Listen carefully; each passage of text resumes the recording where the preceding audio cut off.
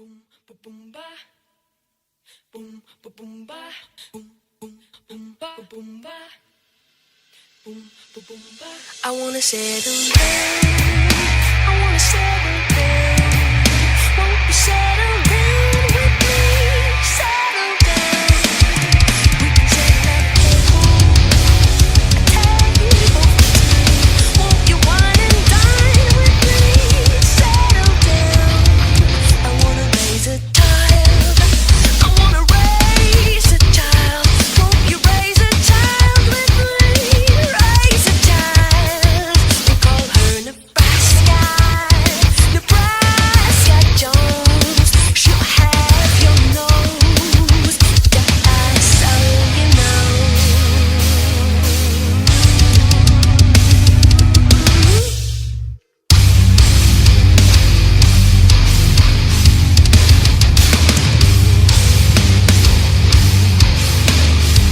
I wanna settle down. I wanna settle down. Won't you settle down with me? Settle down. From Angela Baker's. I saw her with you Monday morning, small talking on the avenue. She's got a fancy car. She wants to take you far from the city lights and sounds deep to the dark. Stars so light and stars so bright. First star I see tonight. Stars so light and stars so bright. Keeping by my side. Settle down. I wanna settle down. Baby, there's no need to run. I'm left you I wanna settle down. It's time to be down. On just one knee for now. Let's make our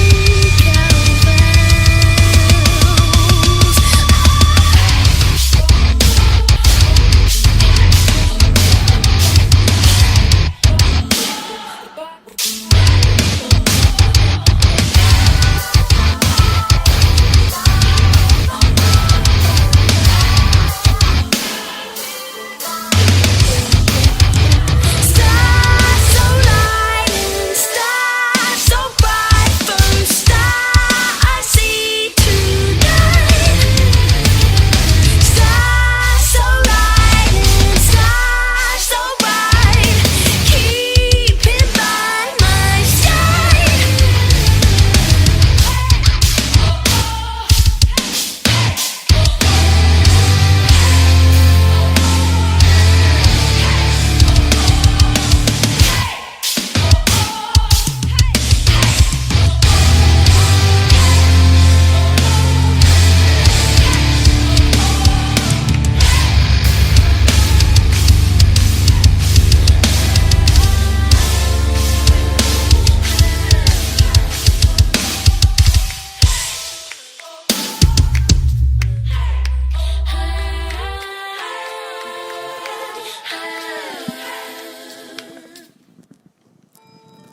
Welcome to the Over the Bars podcast. Ladies and gentlemen, boys and girls, this episode and all episodes of the Over the Bars podcast is brought to you by the Over the Bars Patreon and our patrons, Dylan Diornellis, Jesse Anderson, Matt Meyer, Cole Mayeb, Christopher McKillop, Corey Hipp, Dan Bax, Sarah Ball, AJ Edwards, Josh Hudson, and Eric Young. Our list is growing. It's growing. It is. And our sponsor of the, how dare you, our sponsor of, just go away from that, you little piece. So Keith just pulled up the live stream. So, okay, to our audio listeners, just as you know, the OTB podcast is now going live on Facebook every time that we stream or every time we record. So we've got people watching at home and then the full audio file will be released as soon as we get done with it onto iTunes, and then Stitcher will update whenever they do. But shout out to our patrons. If you would like to be a pledge to the Over the Bars podcast, go to patreon.com, patreon.com/overthebars. And you too can be like, I'm going to read it in reverse this time because that's what I like to do. Eric Young, Josh Hudson, AJ Edwards, Sarah Ball, Dan Bax, Corey Hip, Christopher McKillop, Cole Mayap, Matt Meyer, Jesse Anderson, not Jason Anderson. I say Jason Anderson a lot. Jesse Anderson and Dylan Diornellis, of whom which just sent me a photo of his Husky that I just did for him. It's a good looking bike. Prime time. Yeah, showtime. So, all of our patrons that are on the $10 and up scale are getting a beautiful Over the Bars podcast t-shirt sent to them. As seen right here for our Facebook Live viewers, that's Over the Bars podcast. It's simple, it's clean, it's nice, it's good looking. This is it right here. If you would like to order an Over the Bars podcast shirt, either email info@boomrc.net. Yes. Or ripandruts@gmail.com, and we'll get you set up and take payment, get your shipping information, and get it going. We have an email too. We have an email? Yeah. Someone sent us an email. No, I'm saying like we have an email. Oh, that's right. I don't even remember what it is. You set it up. otbpodcast@gmail.com. There it is. I'm pretty sure that's what it is. Well, I'll verify that. Yeah, I'll verify that right now. Okay, so yes, if you would like to be an Over the Bars patron, go ahead and go to the patreon.com/overthebars to be part of the podcast. Keith Pearson, like here, is not a patron to the Patreon account for some reason. He's a patron in himself. He's a pain in the ass, is what he is. I mean, I'm here, so I'm a patron, right? You're something, that's for sure. Let's see. I really want.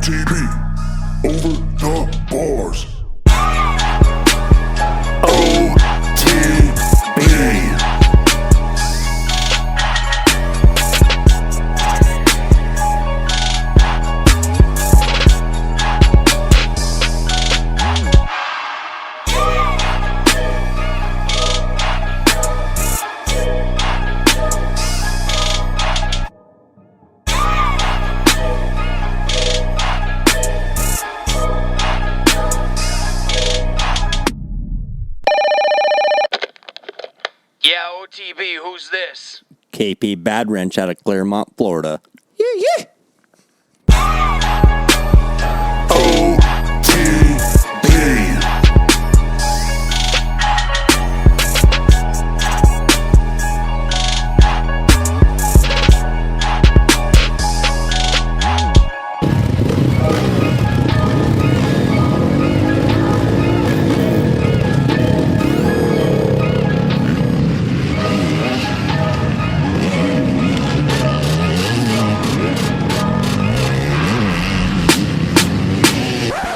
Do you happen to know where I can find a good deal on a Husky?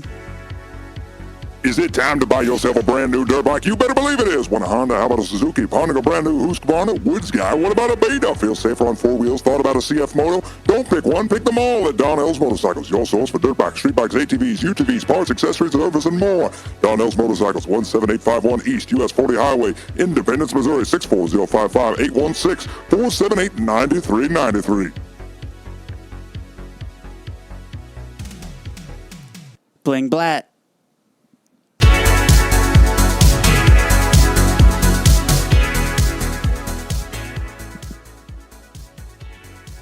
KP Badwrench. Here, in the flesh.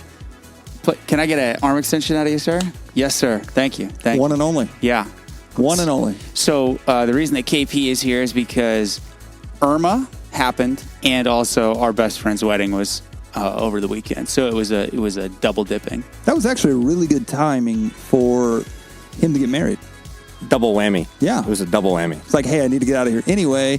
While I'm gone, I'm gonna stay safe. Hopped the rental car, ran her up here, and now I'm here. Started from the bottom. Now we're here. Yeah. So this guy didn't decide that he was going to leave until Friday at 5 p.m. whenever they really started dialing in the hurricane pattern, and he jumped in our Enterprise and drove up here from Tallahassee in 14 hours, 15 hours? 17. Just add 3 to that. Okay. What is it? What The was, rental car. Yeah, what was the car? Hyundai Elantra. And Yeah. Ooh. Oh yeah. I mean, I was sitting in the back seat to get here. Ooh. did it have a handbrake, Keith? Yeah, it did, but it did not have cruise control. So right foot on the pedal the whole way. Yeah. Yeah. Yeah. Did you bury your foot into the pedal before you put it into drive? What pedal? That's how I do some of my work trucks. Does your work trucks have cruise control?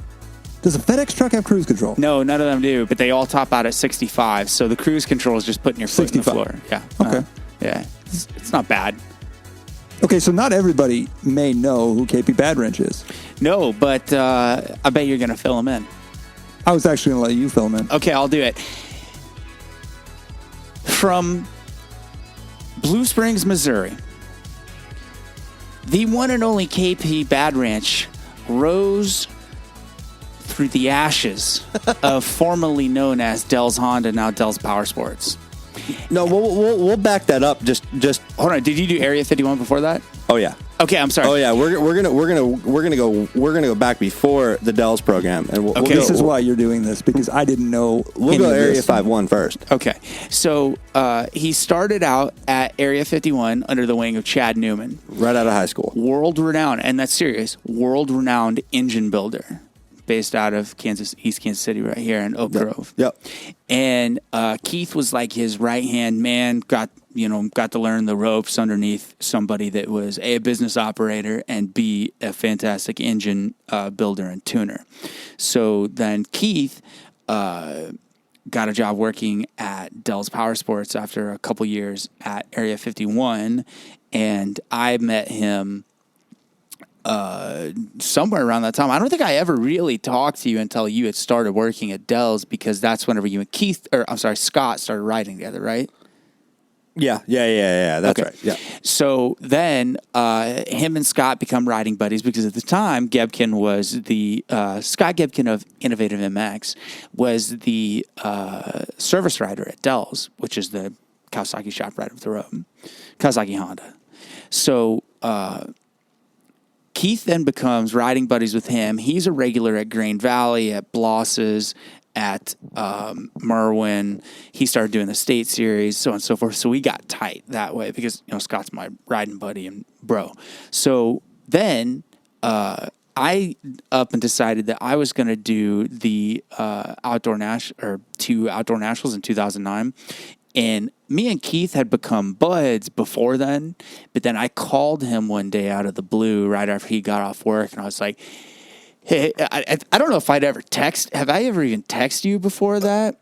Maybe We talked before then, but Okay. it was never like, serious. yeah, it was just like, hey, let's hang out. And yeah, and then I got the, hey, I need a mechanic for like 2 rounds of outdoors. Well, but before that, I called him. I was like, "Hey, Keith, I got a serious question for you, or 2 questions actually, and I want you to be my mechanic at the races for the rest of the year in these 2 outdoor nationals, if you'd be interested. But before we agree to anything, I have to know."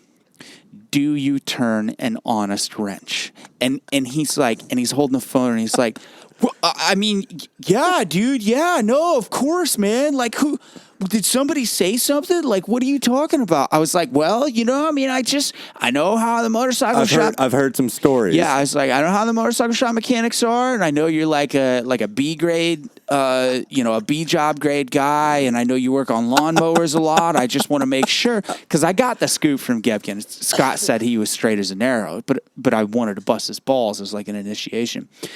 Before I even called him, if he said yes, I was going to give him the job right away. But then, I'm like, yeah, maybe, do you have like a resume or do you have any, references or anything like that?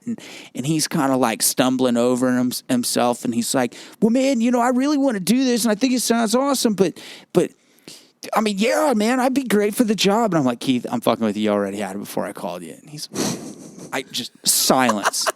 And then he starts laughing like that.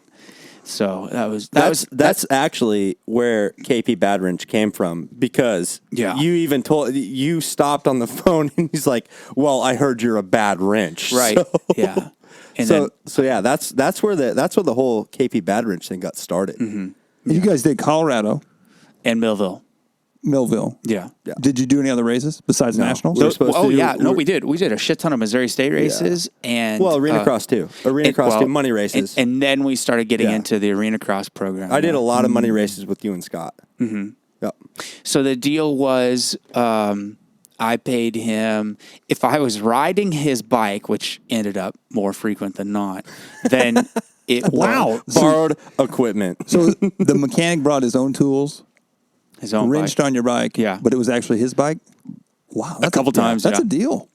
Well, what was the bike? I took my 08 Honda 250 that was like just cherry, total stock, but like hardly ever got rode. Yeah, loved riding that bike. It was probably one of the better 250Fs I've rode.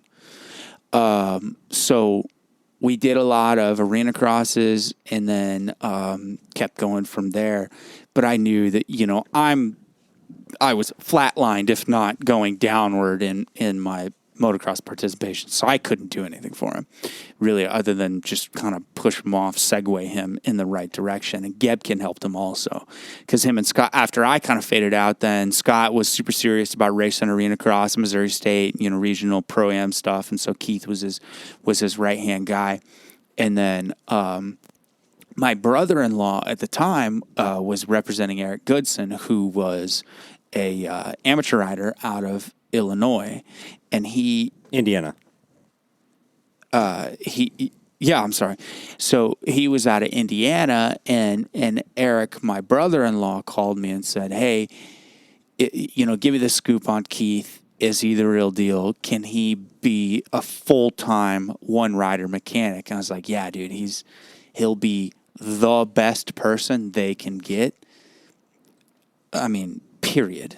That's available, and the other guys that they had in their list, which was short, was like, not to say that they couldn't do a good job also, but they would cost way too much money, and it would have just been, obviously I'm going to hype my man. Whoa. You're trying to say I'm cheap, bro? Come on now. It was your first gig. Yeah. So I got Keith in with Eric, and then Eric Staten, my brother-in-law, made the connection between Eric Goodson, who was like a rising star in the B class for Rockstar Suzuki at the time. And then that turned into more connections of them. Then you guys went to fair. Did you train at ferries or what? Yeah. We started at, when I moved down to Florida originally, when I moved to Tallahassee, I lost my audio, by the way. When I moved down to Tallahassee, I was living like, there we go. We're good. Okay. Perfect. Probably about 10 miles from Ricky's place, which is where we started training at Carmichael's. That's where Eric originally started, or he had gone to MTF, GPF, had moved to Ricky's place, and then that's when I came in. They were having trouble keeping bikes together or whatever, and I was like basically foaming at the mouth to get an opportunity to be like, let me prove myself. Right. Because at the time, and I think you and most of the crew in Missouri knew, like, I was trying to do whatever I could. Like, I'm going to California. Yeah. I want to be a race mechanic. I want to be in the industry. I want to do the whole deal. I was going to load up and just go and figure it out. And then that opportunity presented itself, and I was like, I'm getting a shot at RC's place. Like, Yeah. okay. Yeah, deal. I'll take that and run with it. Who? Now this is reversing in time. Who was the kid who was also from Indiana? I believe he rode a Honda that broke his leg or his back, like while you were on the way to his place. No, that was oh man, because that was a connection through Chad from Area 51. That was I can't even think of the kid now. Like that's, Was his name Josh? No. Anyway, this motherfucker was driving to. It's funny. I had a couple opportunities on the line, and everything kept falling through. Everything that I wanted to do just kept going south, and I was like, what am I going to do? I'm at that time of the year, it was the winter time. You know what I mean? For us here, for Kansas City, it was downtime, so there wasn't a whole lot of work to do. This is when I was currently working at Chad's at Area 51. Right. And it was slow, and I was like, I don't know, I don't know what I'm going to do. There's a place I want to go to, and how am I going to get there? And then I got that phone call, and Eric literally called me, your brother-in-law, called me and said, hey, I got this kid in Tallahassee. This might be what you're looking for. Let me know if you want it. Yeah. Yeah, I want it. Like, let me go. And so I literally loaded up everything that I had in the back of my single cab F-150 at the time. Toolbox, clothes, everything. The white one? Yep. I thought you bought the old 98. The old 98 single cab two-wheel drive. I thought you bought that truck in Florida. No. I bought that here. I bought that in Oak Grove. Okay. Yeah. I don't. There's been so many. He's rolled a truck. He's blown a truck up. I have 3 trucks right now. Yeah. So don't ride with him to the track. Yeah. You guys keep talking. I'm gonna. So yeah, I mean, it went from not knowing, am I going to be able to make this work, to I'm going down there. I've never left home before. I have no idea what I'm getting myself into, but I'm going for it. And just send it and go down there and do what I know how to do, and work as hard as I can to maybe make a name for myself, and then see where it goes from there. So, yeah, I took it and I ran with it, and I showed up, and actually the week prior to me showing up to Tallahassee, Eric was actually, he just started riding A for Rockstar Suzuki at the time. He was their A rider, and he was at Gatorback for, I think it was the warm up before. See the warm up before? No. This was after Minios, but there was a race down at Gatorback, and he blew up 3 bikes that weekend. Wow. And that you'd been working on? No. Good. This is prior to me. Okay. This is prior to me even getting there. So I literally loaded up like on a Thursday to head down, because the mechanic that they had, they kind of figured that maybe they're going to go a different direction, and so they were going to give me a shot. And they were, I start driving down on a Thursday night. Well, they raced over that weekend, Saturday, Sunday, and I mean that's the whole time I'm driving down there, because that was at the time that was like the longest drive I've ever done through. And I basically get a phone call Sunday night as I'm, in getting close, like I'm in Alabama, and like, we're sending 3 engines out. We don't know what's happening. He's supposed to ride, this next week at Ricky's place. Jeannie's on us. Like, I don't know if this is the right, thing for you to be coming into. I'm like, I'm already on the way. I'm almost here. And I can do this. I can build engines. I know how to do that. And that's stuff that I learned when I was, at Chad's and this and that. Like, I can make this happen. So I showed up, and it was just a total mess. And I had no knowledge of the area, no nothing like that. And I just showed up, and by that Tuesday, I had thrown a bike together for him to be able to practice on. And then it basically just went from there. Where's he now? He's not riding anymore. Done. Yep.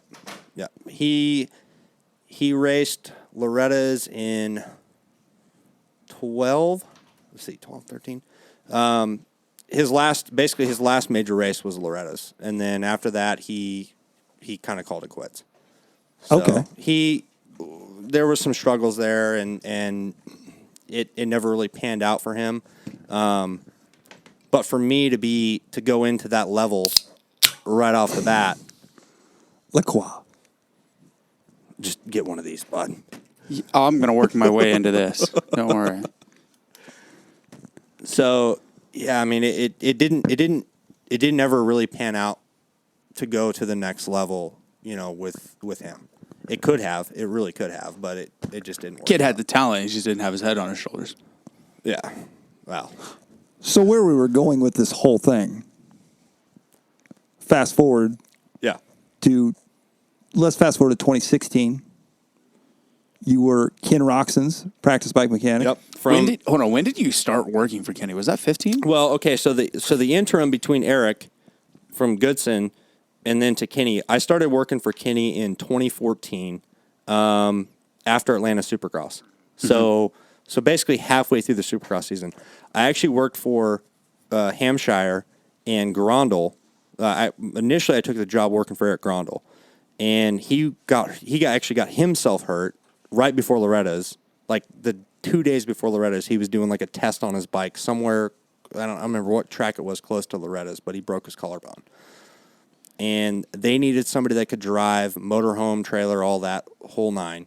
And I had basically done that when I was working for Goodson. I mean, I literally got thrown into the fire. Like, here you are, coming up as a mechanic, practice bike, race bike, drive a motorhome, take care of a stacker trailer, the whole thing, like, thrown to the wolves. So I ran with that, and through that, then basically when I had that little time where I didn't know what I was going to do, I went to Oklahoma for a little bit with Chad Cook at Trey's place, and I worked for Chad for a little while. Well, Chad ended up getting hurt prepping for Arena Cross. He broke his wrist. So then there was that little bit of time, and I ended up working my way back down there. Basically all of my stuff was still in Florida. And I happened to go back down there, and it was right after Loretta's. It was kind of silly season, and I'm like, who's looking for somebody? Who's looking for a mechanic? And it just so happened that Grondahl was looking for somebody, and basically their whole alias deal they had going on at the time. Like, they just started the alias, and they were looking for somebody to take care of the whole, thing. Like, take care of Eric, whatever else, whoever other sponsored riders we have, you're going to be running the show.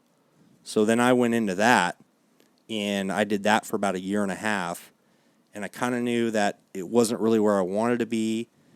I wanted to go to the next level, and then the the whole thing with Kenny presented itself through contacts I made in Tallahassee. Well, Kenny at the time was riding. Was he at the Nest yet at that time? No.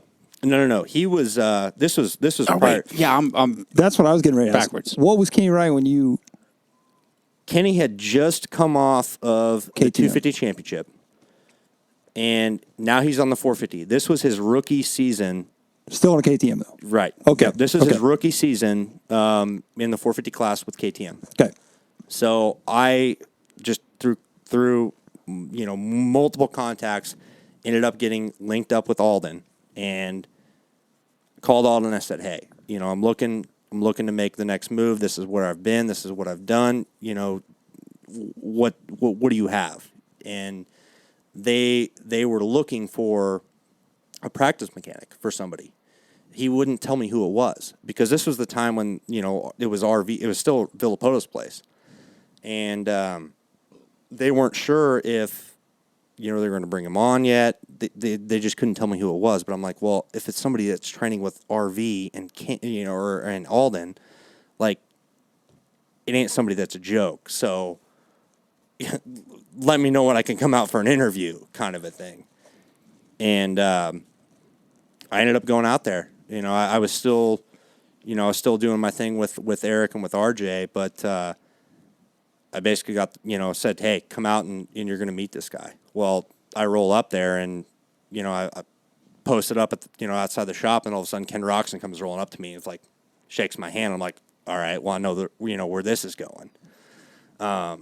And we talked briefly for a little bit, and then hung out in the shop for a little while, and then the next thing I know, that next day I'm getting a phone call from Alden saying, hey, if you want to work with him, he's willing to work with you. And that's kind of where that went. It's a pretty good gig. Yeah. Yeah.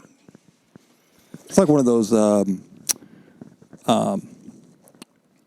those things like... Oh, yeah. The one thing, but the one, yeah. Yeah, the one thing. No, like one of those inspirational stories.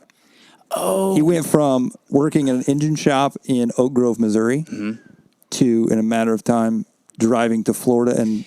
Okay, now let's just cut the entire middle out. So you went from... When did you start working at Chad's? What year was that, Keith? That had to be like 06. 05, 06. No. Yeah, like early 05. Early 05. For just the sake of an even number, let's call it 6. So it took you, that's 10 years. No, Well, 8 years. 8 years. Yeah. From spinning your first wrench and getting paid to do it to working for a just freshly crowned 250 Supercross champion. Yeah, well, and prior world champion. Correct, yeah. How could we forget that? Sorry. What was the year that you guys had Green Valley? Like when Green Valley used to be like gnarly. The last year... Like 04, 05? Well, yeah, but the last year that my dad had the track was 2007. So it would have been we're talking 04 then. So this you want to know how I literally got started into the industry the way I did. Okay, yeah. First of all, it was being originally from Minnesota, I was big into snowmobile racing. I didn't even grow up in Minnesota. I grew up here. But I always just had a passion for racing in general. And for some reason, for whatever, snowcross just caught my eye, and I just freaking loved it. And obviously, being in this area, there is nothing like that. No. So No snow here. So I don't know how I ever figured it out or found it. I think maybe I had rolled into Shrouts at one time when Shrouts was the dealership. Yeah. And I went to a Green Valley race. Just A state race. I had my mom drop me off at the gate. I didn't know anything. That's awesome. I seriously didn't know anything about the sport, really. Maybe I'd seen it on TV. I was like watching X Games. I'm like, oh man, total fanboy. Like, this is awesome. Like, I want to be involved in this somehow, some way. And I'm pretty sure this was 04, 05. And I got dropped off at Green Valley State Race, the first, I think, motocross race I ever attended. And I stood on the fence the whole time, right by the tower, and watched, the racing for the entire day. And I'm like, with how I was mechanically and all that kind of stuff, I'm like, man, this is something that I really want to get into. Like, this just caught my eye. Like, this competitiveness, this style, the family. And I mean, I'm standing there by myself, and there's people looking at me like, who is this kid? Here I am standing in like my Lincoln Park DCs or whatever I had on. So okay, let me ask you this, because I don't know if I even know the answer to this. What year do you think that was? This had to be 04, 05. Okay, so no, 04. This was 04 for sure. Here's what's funny. In 2004 was the first year that I started riding the A class. So you were pitted where I was standing. You were pitted next to, and I do remember this because I remember your dad's camper and the trailer, and you had free ride graphics on your bike. On KTM or Suzuki? Suzuki. Okay, so that would have been 05. Okay, you were on a 450. Yeah, I had a 250 and a 450. Yeah. Before I ever knew you to the level I know you now, I was like, people were always surrounded by, I was standing there on the fence, and people are surrounded at your camper, and like, I'm looking at this dude like, dude, this guy's some sort of big deal, That's hilarious. His mom ran the concession stand. No. His mom ran the concession stand. They all wanted free food. Probably, yeah. That's what it was. I don't know. I was so like target focused on this, but I just remember like vaguely, like, you know, a few people that stood out in that whole deal to me. And I just remember this, you know, like this Motorhome 481. setup, yeah. Yeah. So you had nothing to do with motocross before 2005. Yep. So in 12 years' time, you went from never being at a motocross race. I never rode minis. I never had anything. My first bike was 04 KX250F that I got from Shrouds. And I got that in 05 or 06, I think, as a leftover. And I had no idea about anything.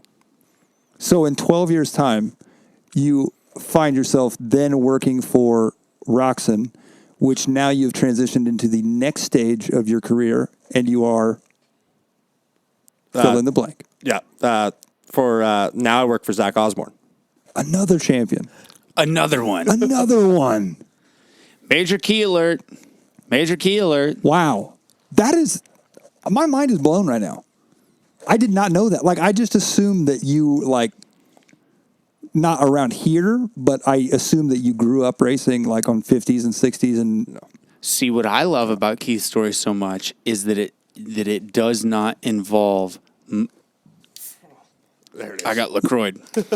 It does not involve MMI. that's what I was just getting ready to ask you was, did you go to school? Like, where did you go to school or whatever? I'll tell you. I'll tell you this. Like, I grew up. Obviously, I come from a family of mechanics, but my grandpa was an implement mechanic. He worked on tractors. He also worked for the railroad, and you know, at a young age, with my dad just working on cars, like doing brake jobs, like that kind of small stuff. But I always just had like a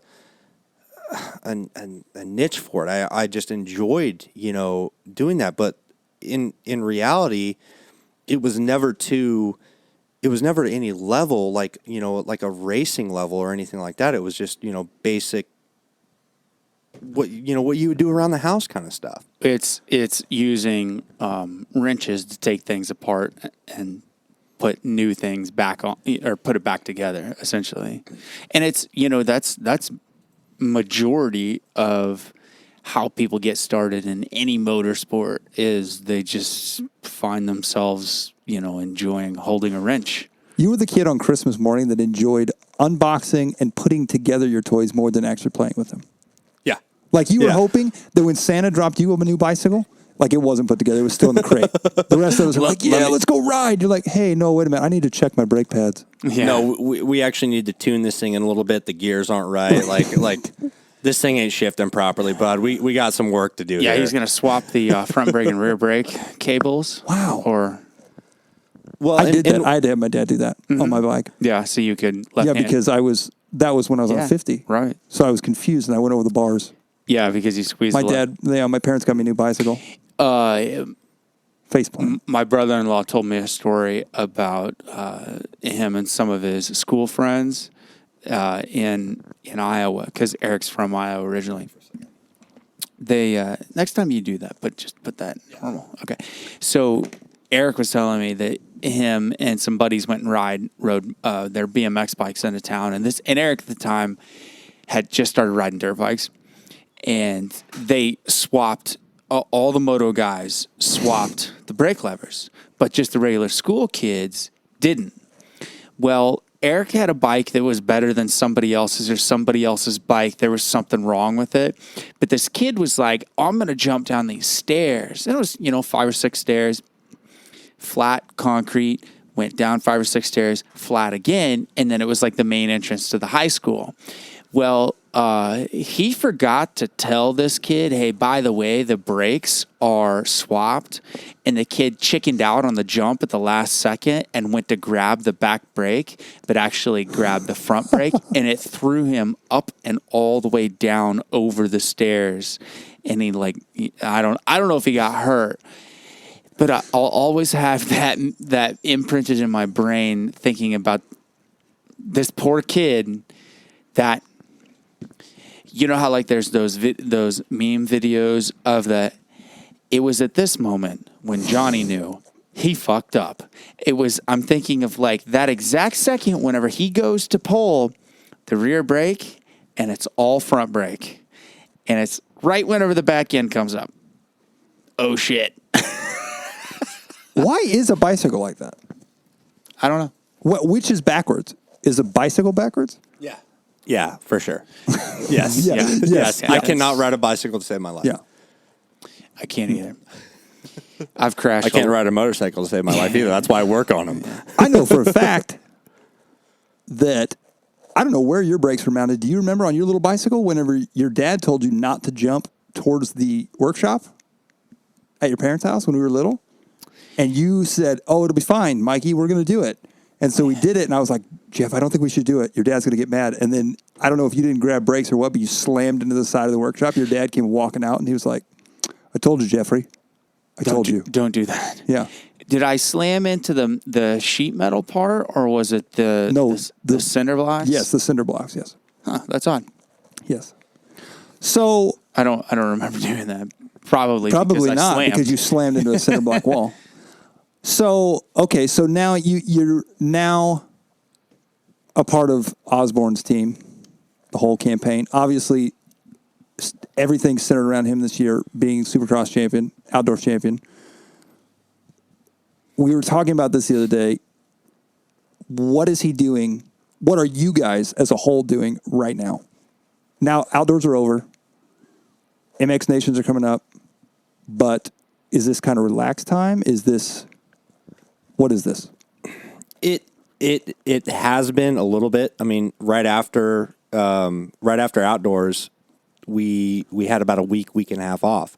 But one of Zach's dreams has been to be part of the Nations team.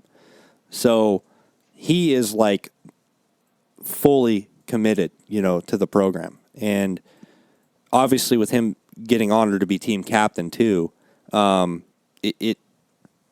he is, to be honest with you, as far as people I've worked with, one of the most,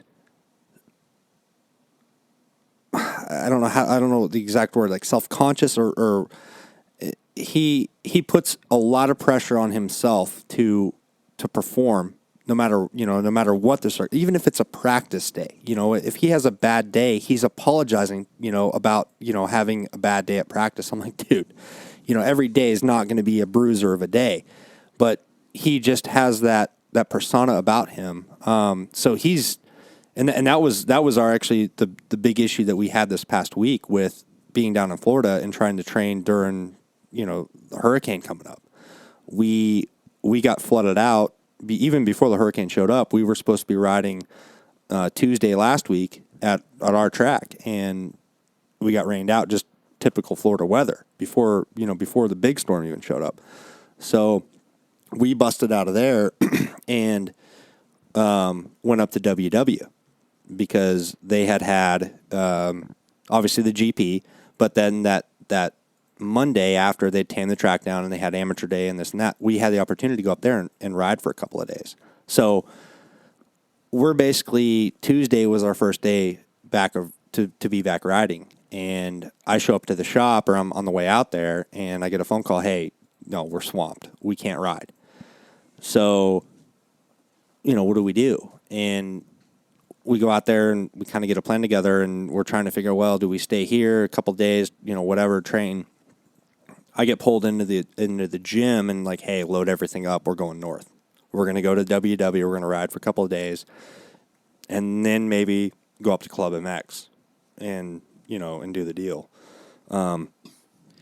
Speaking of club, did Zach have an initial ownership in that? Yes, that's what I thought. Yes, okay. He did. He sold. He got bought. He had himself bought out of of his ownership. Right.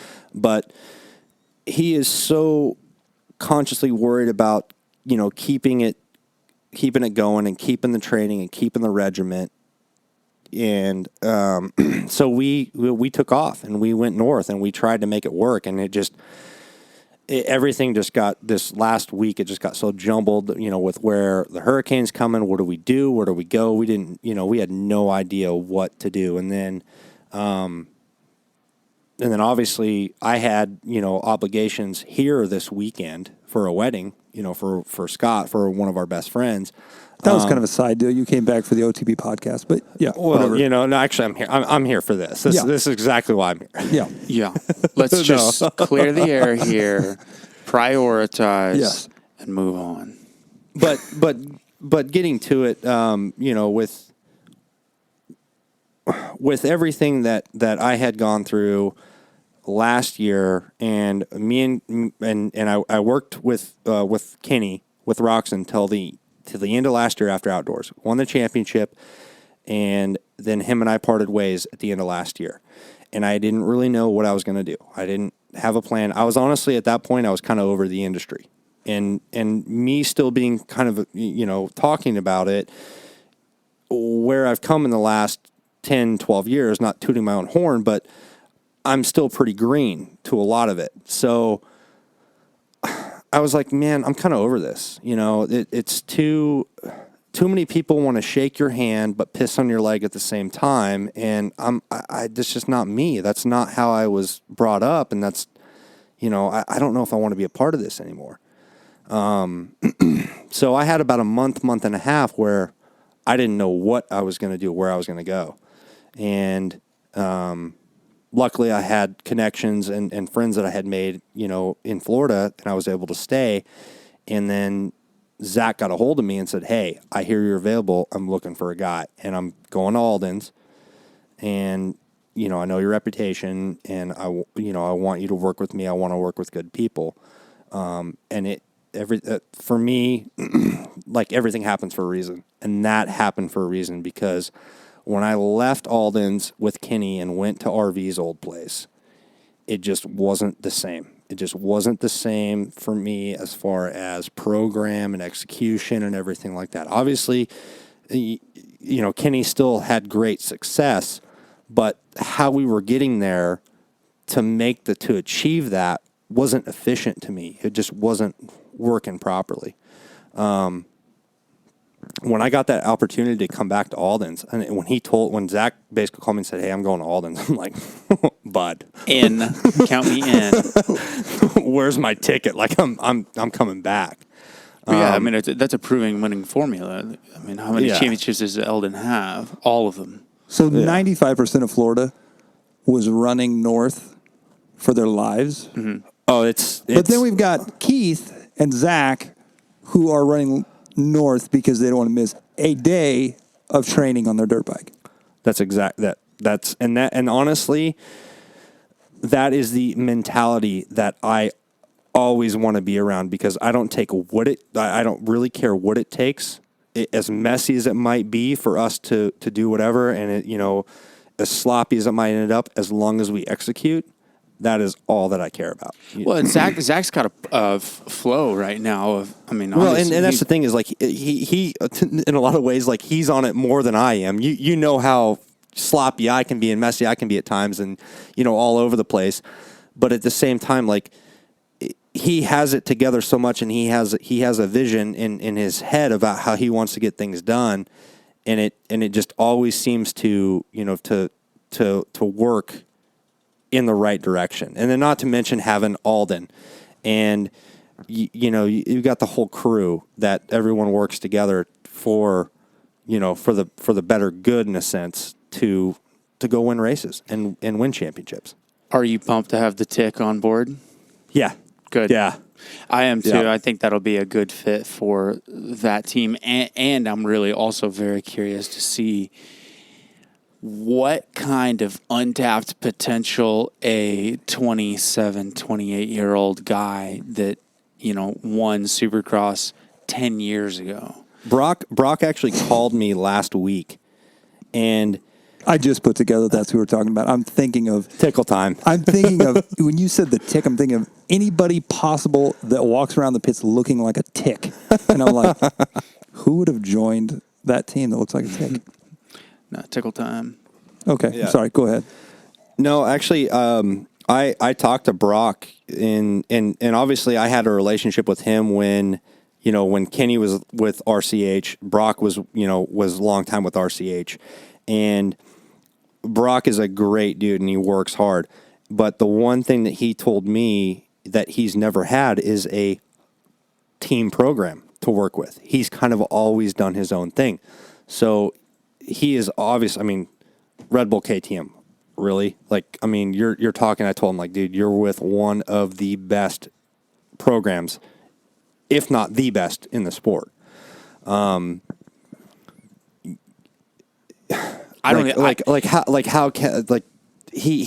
was just so ecstatic to be able to have the opportunity to work with our guys. And I said, look, you got Zach that is so committed and keeps and just runs the program. You got my roommate, Jason, Ombre, the dark horse, who loves to do his own thing, but works his, you know, like, I'm not saying like do his, but he's kind of like the, I don't know how to really describe it. He's kind of like the little brother. He kind of like keeps everyone in check in a way because he kind of keeps it cool. You know what I mean? Like, yeah, it's not so regimented with Jason. Jason just sometimes does his own thing, but at the same time, he brings that level of let her buck, do it. You know, like we're not just run the line. Let's jump off pace for a little bit, and you know, and dude, I mean, the guy sends it, you know, and then you got Marvin. I mean, you know, like you're talking about 2, 3, 4 of the fastest guys in the world right now. And, you know, for Brock to be able to come in and experience that and be on that, you know, on that program. And I mean, I think he brings, Brock is goofy and he likes to have fun, but he also likes to work hard. So I think for him, it's going to be a great thing. And it kind of levels out the whole group, you know, with it brings a whole nother level of, you know, different personality into, you know, different from Ryan, you know, and all that. I think it's going to be a good thing. Okay. So I've never met him. You both have met him. You obviously work with him. All I've seen of him is videos. Alden is a scary dude. Like, I get scared watching him through a TV screen. Is he scary in real life? No. No. He says no. He said, if he's not your trainer, is he a scary dude? Okay, he hesitated. That was enough for me. He's a scary dude. I've gotten in trouble before, but that's because of a little bit of this right here. So that was my next question. Is he as hard on like the people that like? Well, this happened back in 2014 when K-Rock just decided to grab a chew off of my toolbox at one point. So it's all your fault. Exactly. Okay, So I took the blame for it. And no, I mean, there is a standard. There is for sure a standard that you have to upkeep being at that place. And it's definitely professionalism.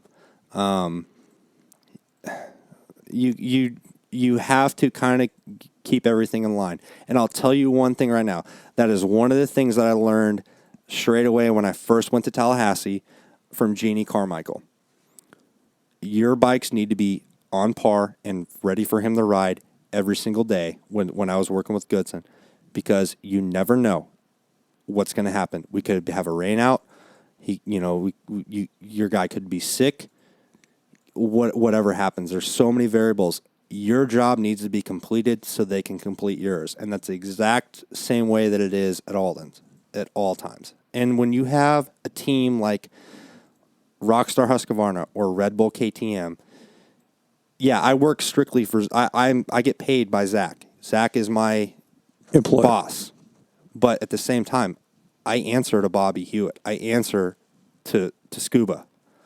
So if there's any issue, it's coming down on me. So it's like you have to have your ducks in a row at all times. And at our level, there is no room for error. Every day that your guy is on a bike is an important day.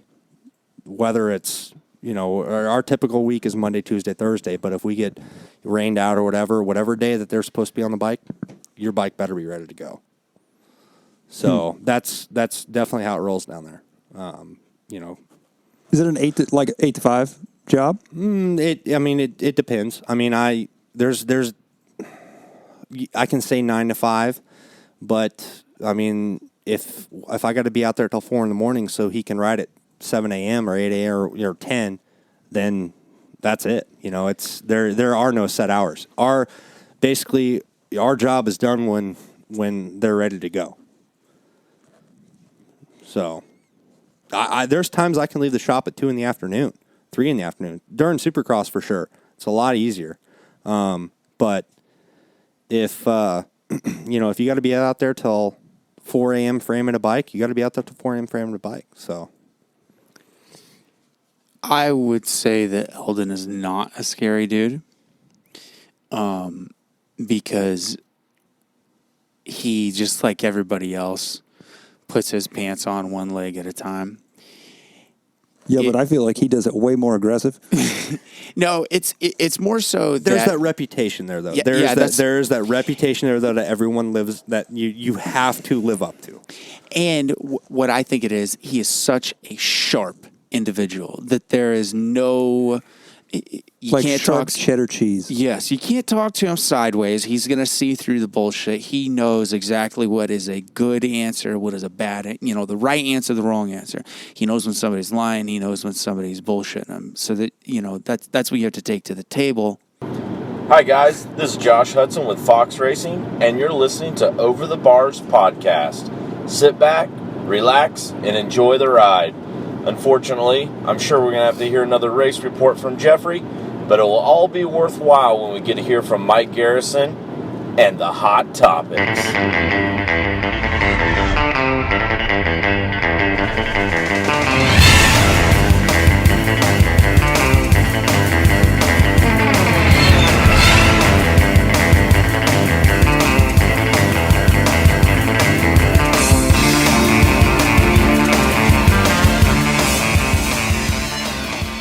I have my hot topics this week. Good. I actually wrote down a couple also. Really? Just to double down. And I would like to open up the Facebook live chat.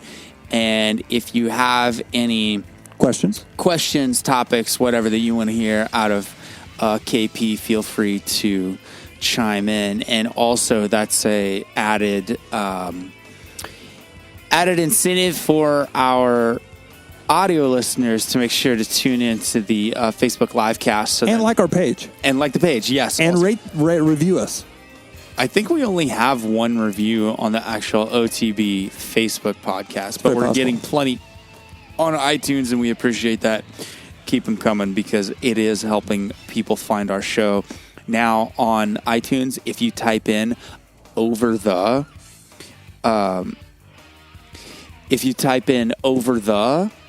it automatically pops up as Over the Bars OTB. Really? Yeah, it's pretty cool. Wow. So the goal, obviously, is to get to where just typing over will bump us up further, but that's the kind of stuff. The ultimate goal is with the new iPhones coming out for you to just think motocross podcast and your phone automatically brings up OTB podcast and starts playing for you. Ah, God, that'd be genius. Okay, hot topics. Hit him. This one is for you, Jeffrey. I'd love it. Yes.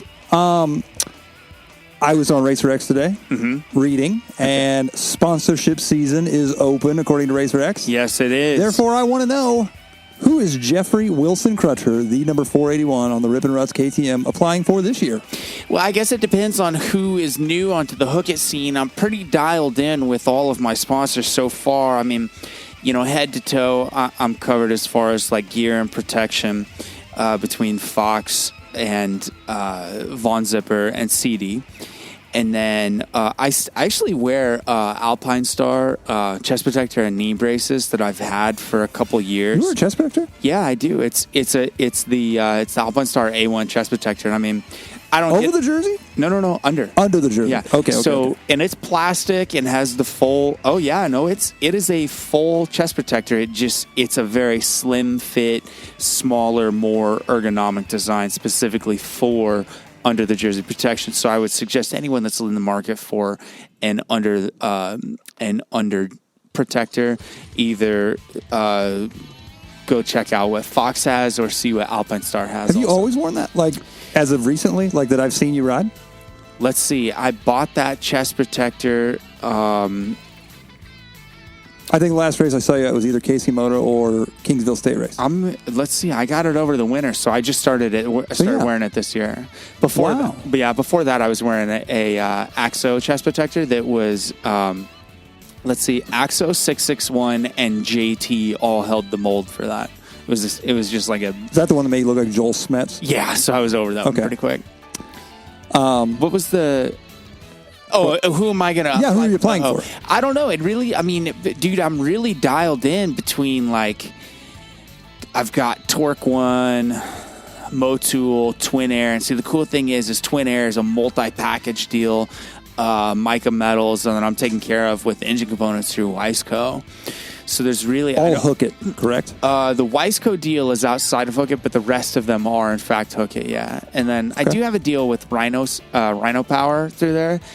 But I'm not a big supplement guy, so I haven't taken advantage of that yet.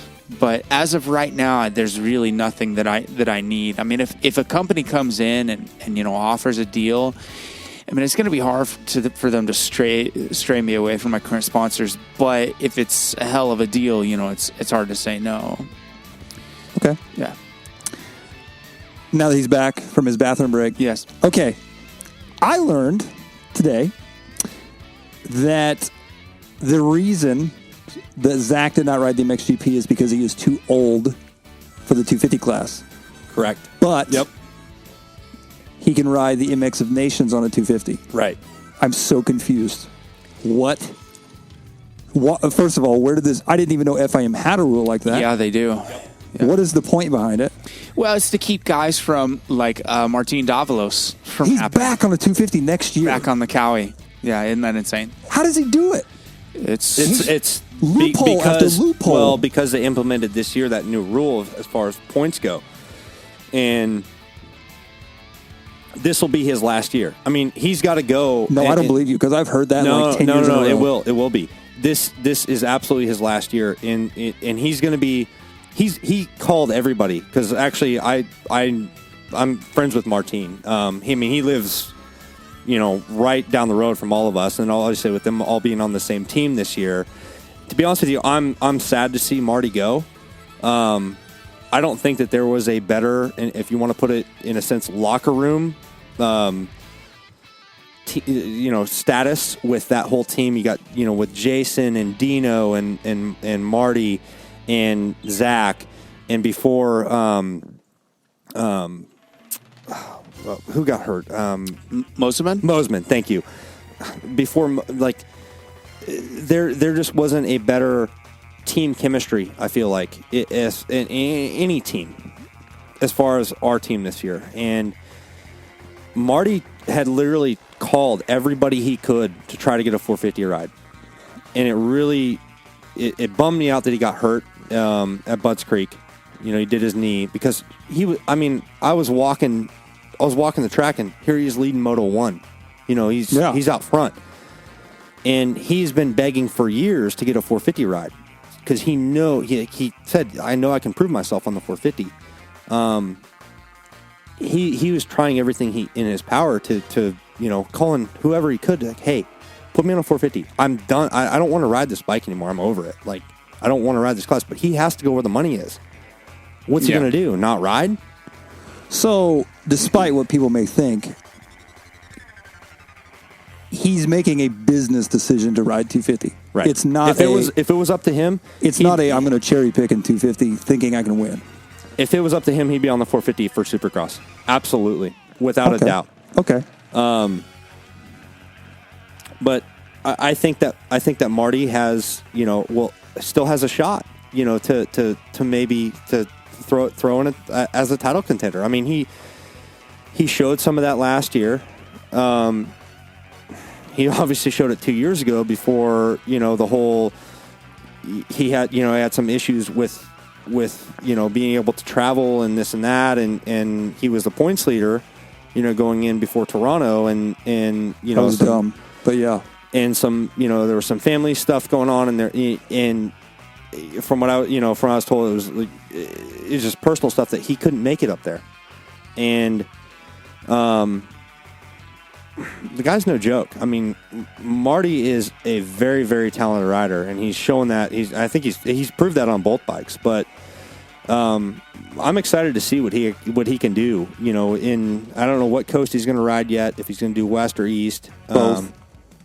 But yeah, who knows? If you're riding for Mitch Payton, you don't know which coast you're going to be on until he tells you like 2 weeks before A1. Okay, so this age limit thing, but he can ride the MX of Nations on a 250. Yeah. With Zach. Yeah. Yes. So How's that? I don't know. Because it's a team race. It's Yeah, not a... yeah. Okay. I see. It's not really. Yeah. Okay, that makes sense. Not Right. an individual race. Okay. You know, there was questions. Should he be on the 450? Should Covington be on the 250? This and that. And it's really a toss-up. I think the rationale is they think that Zach can score maximum points in the 250 class at Donations, which I don't disagree with. But the thing for me, too, is he's rode the 450 quite a bit this summer. We have a 450 in Florida. We ride the 450 at least once, maybe even twice a week, but we haven't tested. We have just a setting, you know, a suspension setting. We've never actually tested on the 450. We just have a 450. So it's kind of one of those things. You know how good he can be on the 250, and our starts have been pretty inconsistent at the races. Great during the week, during practice, but sometimes at the races, I mean, he's working his way up.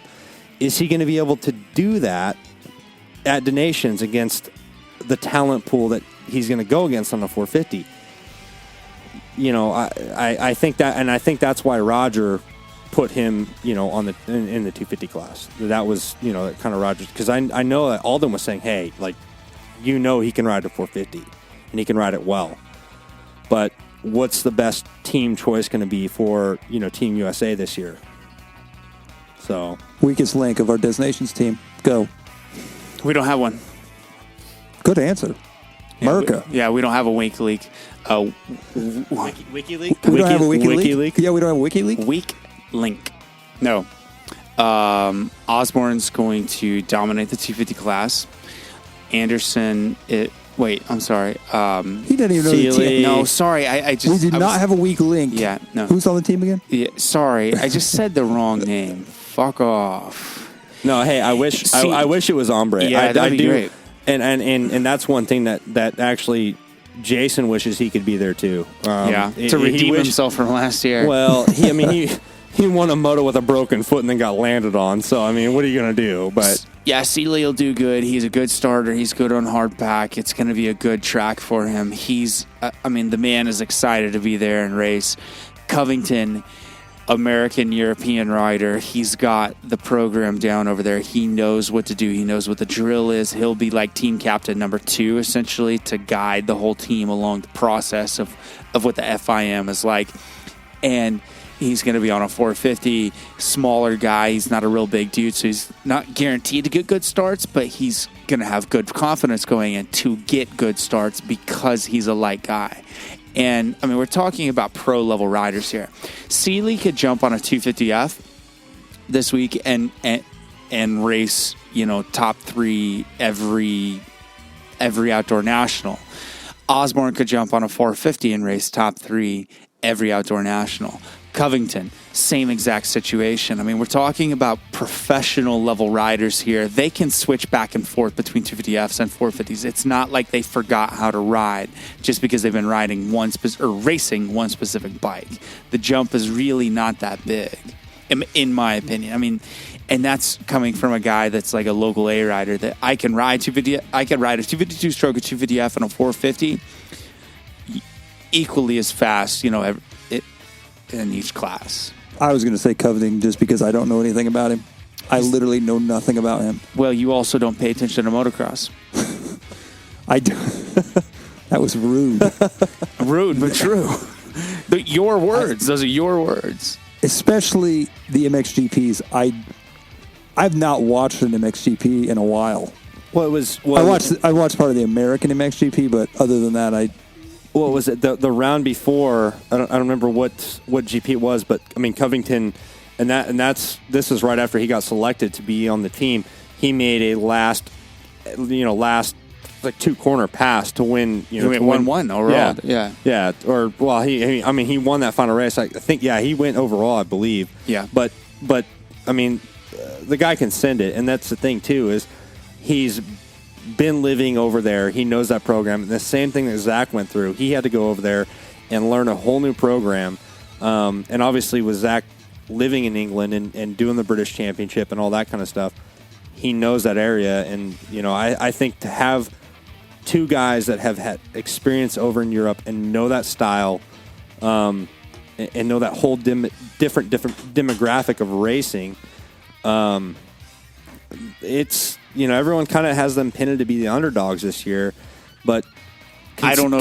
Consistency is key. Consistency is key at the nations, and if they can be consistent and put up solid numbers, who knows what can happen. If America is the underdog, who's the overdog? France or England. Who does England have? English guys. Dino. Oh yeah, he is on their team. Yeah. Okay. Dino's already over there. Right. You're making me look bad right now. Kurt Nickel. Well, yeah, Kurt Nickel.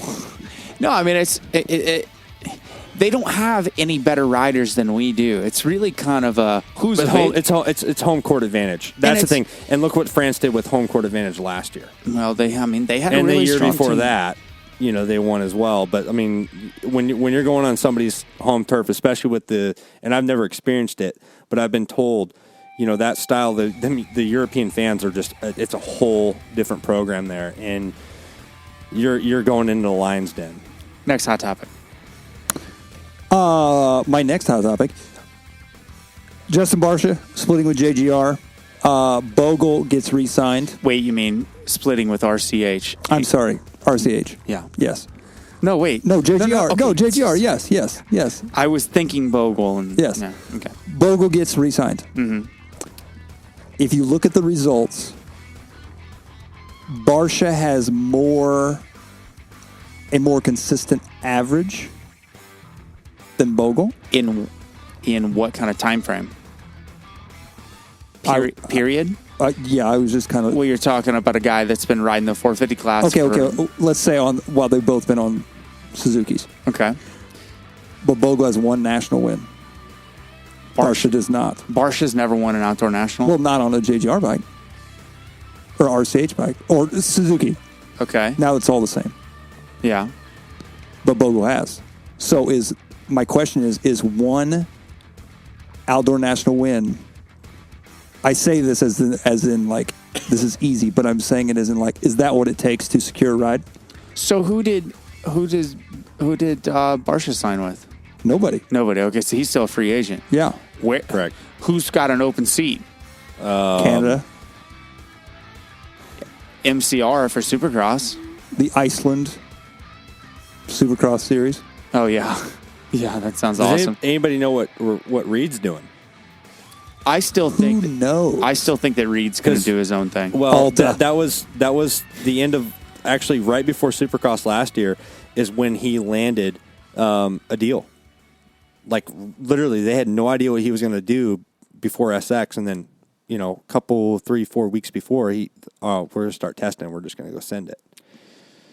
By the way, the nation's team for Great Britain is Cyril, Anstey, and Wilson. See, I thought that Anstey was hurt because he knocked himself out or hurt himself at... That's going to be a dirty squad. That's what I was thinking. WW.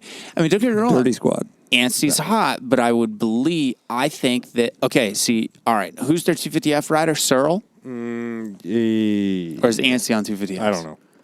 Because either way, okay... Osbourne is a better rider, significantly, than Anstey or Cyril. And that's on 250s. And then you throw in on 450s, if you take Seeley, Seeley's better than Anstey and Cyril on 450s. So in either direction, on paper, we've got them beat. Wilson and Seeley, I believe, are around the same speed, but Wilson and see now you could say, oh well, it's home court advantage for Dino. For Dino. Yeah. But Dino's been North Americanized for a long time. Yeah, but he's also been Scottish. He's Scottish. No. He's not. But what I'm saying is he literally has been over there for a couple weeks now. So he's been on that turf riding, training prior to this coming up in 2 weeks, 3 weeks, like getting acclimated to the whole program again, I guess. I think you're just drinking the Rockstar Husky lemonade a little too much right now. All right, so then Kool-Aid. Then France, like I was saying, has Paulin, Ferrandez, and Febre. That's going to be a tough one too. Ferrandez is not a proven outdoor rider. Is he riding a 250F? I would assume. Yes. Okay.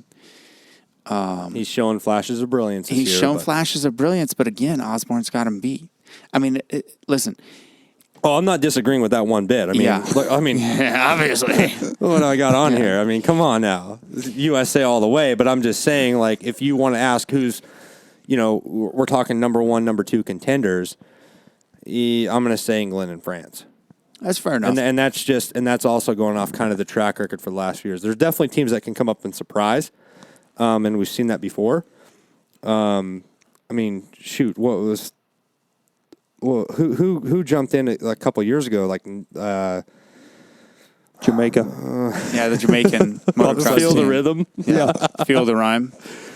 That was my next question. Jump on up. It's motocross time. Not as in overall results, but what country has the biggest spoiler rider that's going to mess with the front runners? They can run up there with them. Their whole team has no chance of winning the Destinations. But what? Oh, wow. I would say Russia with Bobby. Okay. Or I don't know who else is on team for Belgium because obviously Hurlings is going to be a front runner. Yeah. And I don't know who would be like a true spoiler. Maybe Australia with Hunter Lawrence or Ferris, because Ferris is fast. Obviously, he led moto to almost 2 motos or did he win a moto here in America? Whatever race it was in the first moto, he podiumed. I don't think he won though. Well, either way, I mean, he's obviously a very talented rider. So I would say Belgium, Australia, or Russia could throw a real wrench in with some of those guys. You say Netherlands too, right? Well, yeah, for sure. With what Jeffrey did over here within a 2 to 3 week span, I think he's going to play a spoiler. I don't know if the team in general is going to be up there quite as much, but I think he's going to show out like he did here. Well, he's arguably the fastest motocross racer right now. Flip side to that is though, it is not a sand track. At all. He's still savage. No, yes, but where other drivers, where they're driving, This is MotoGP. RC Moto, I get it all confused. Whatever. Anyways, where other riders decel in the sand, they may excel on the dirt. Does that make sense? You see what I'm saying? Yeah, absolutely. I'm not saying he's bad on hardpack. I'm just saying there's going to be certain riders that when they are up against him in the sand, they have no chance. But when they're on hardpack, they feel right at home. So they're going to give him more of a run. I feel like. Yeah, I'm with you. Well, and then Cairelli's riding for Italy, right? Oh, naturally, yes. Okay. So that's another one to throw, into Who's the mix. the other Italy guys? Frederic Margaretti and Dominic Tocco. I don't know. They're guys like that. Yeah. Your hot topics. Oh, well, allow me to bust these out. Now, my hot topics are like single words because... Single words? Single words. Okay. Okay. Single word hot topics. First off is the Best of the Midwest race at Casey Moto. Not this weekend, but next weekend. Are you going to go? Speaking of MX of Nations, or motocross, is MX of Nations? Motocross of Nations? I call it Donations. That's what it is. Destination. That's what it's always been to me, but Destination. technically the name has changed. Right, yeah. But what a transition there from that race to Casey Moto. It's equally as important in my world. To answer your question, I don't know. Not sure yet. Haven't been booked for that one. So I'm going to go on Saturday and ride practice, and then Sunday is my birthday. So Aubrey and I are going to do birthday things instead of going to race another weekend. It's your birthday. You should race on your birthday. I thought about it, but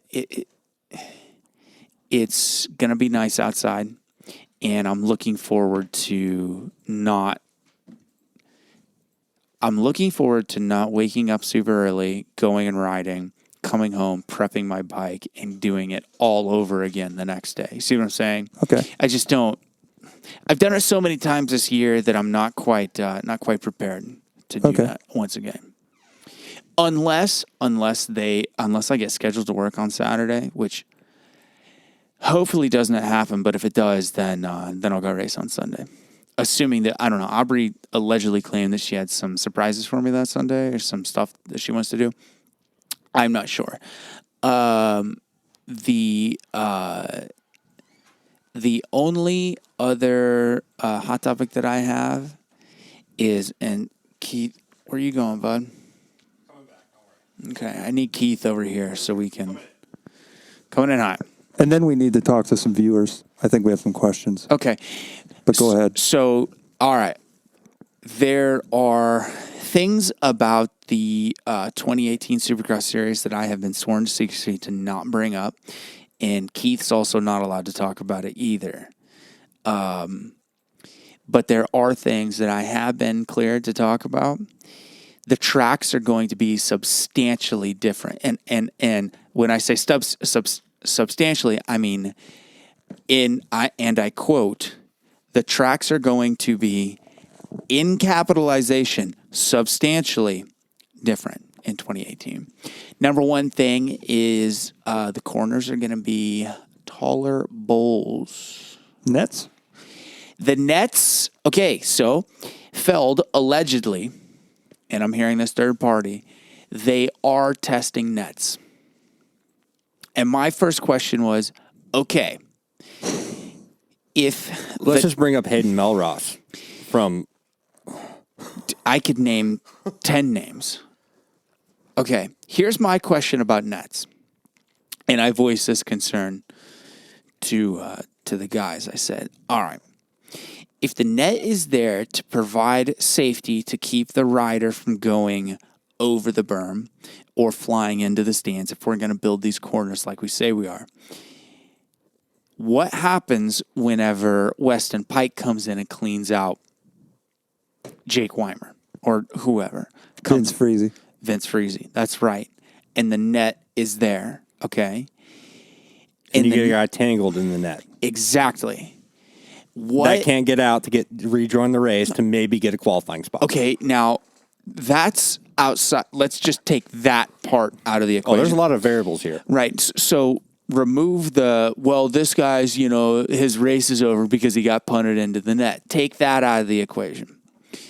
My only question is, if somebody gets cleaned out in a bowl and the net is no longer operational during the remainder of the race. Do you red flag the race? Do we red flag the race and throw a new net up?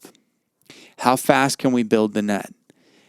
If and the whole claim was after Matt Boney, I can't remember, in 2004, 5, whatever it was. I remember that. Had his issue where he jumped into the stands and, they already banner off. A lot. Yeah, 10 sections. So if he jumped into the stands, how many, at what point does the insurance company say, okay, you can do it this tall, but the nets have to be there, or it has to be on the inside of the track, or whatever? I don't know. That's not up to me, but that was the first question that I asked is, at what point do you have to stop the race if you do, and then following immediately after, how do you I'm trying. There's so many things that I can't say that I've got going through my head. What's protocol? What's procedure on that? Also, the finish line jump. I don't know if it's going to be the finish line or triples. I don't know if we're doing away. I say we, but like I mean our sport. If Supercross is doing away with the triples and we're just going gigantic doubles, or if we're doing away with the finish line style jump and it's going to be changed to a bigger jump. But I guess that we're talking about like 12 to 13 foot tall faces, big jumps. We're going to have some big boys for whips.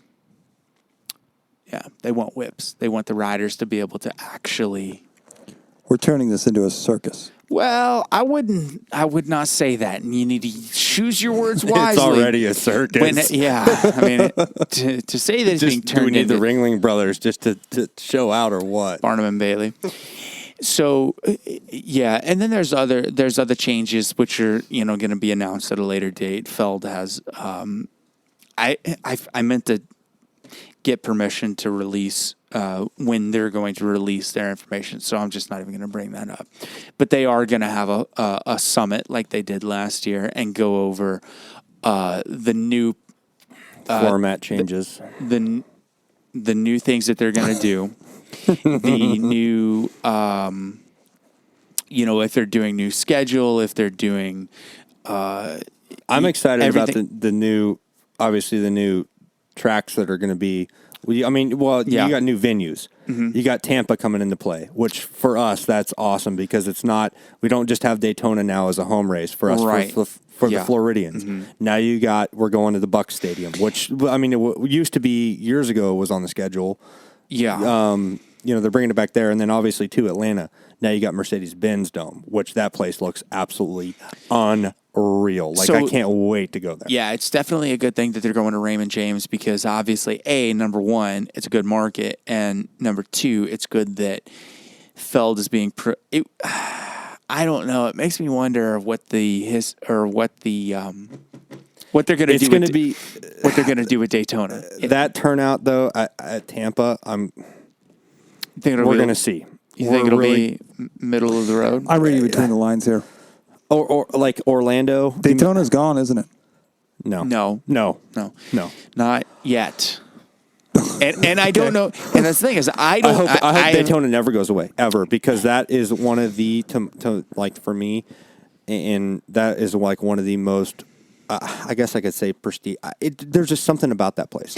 So when you can camp on the infield, of Daytona Speedway, and go to a motocross race there, and that whole aura of racing, that the whole racing center there, everything. It's honestly it's like a sacred place to be. It really is. While I agree with that, and the prestige of Daytona is palpable, there are other circle car tracks that have the same exact facility, if not better, than Daytona. But the question is, Talladega.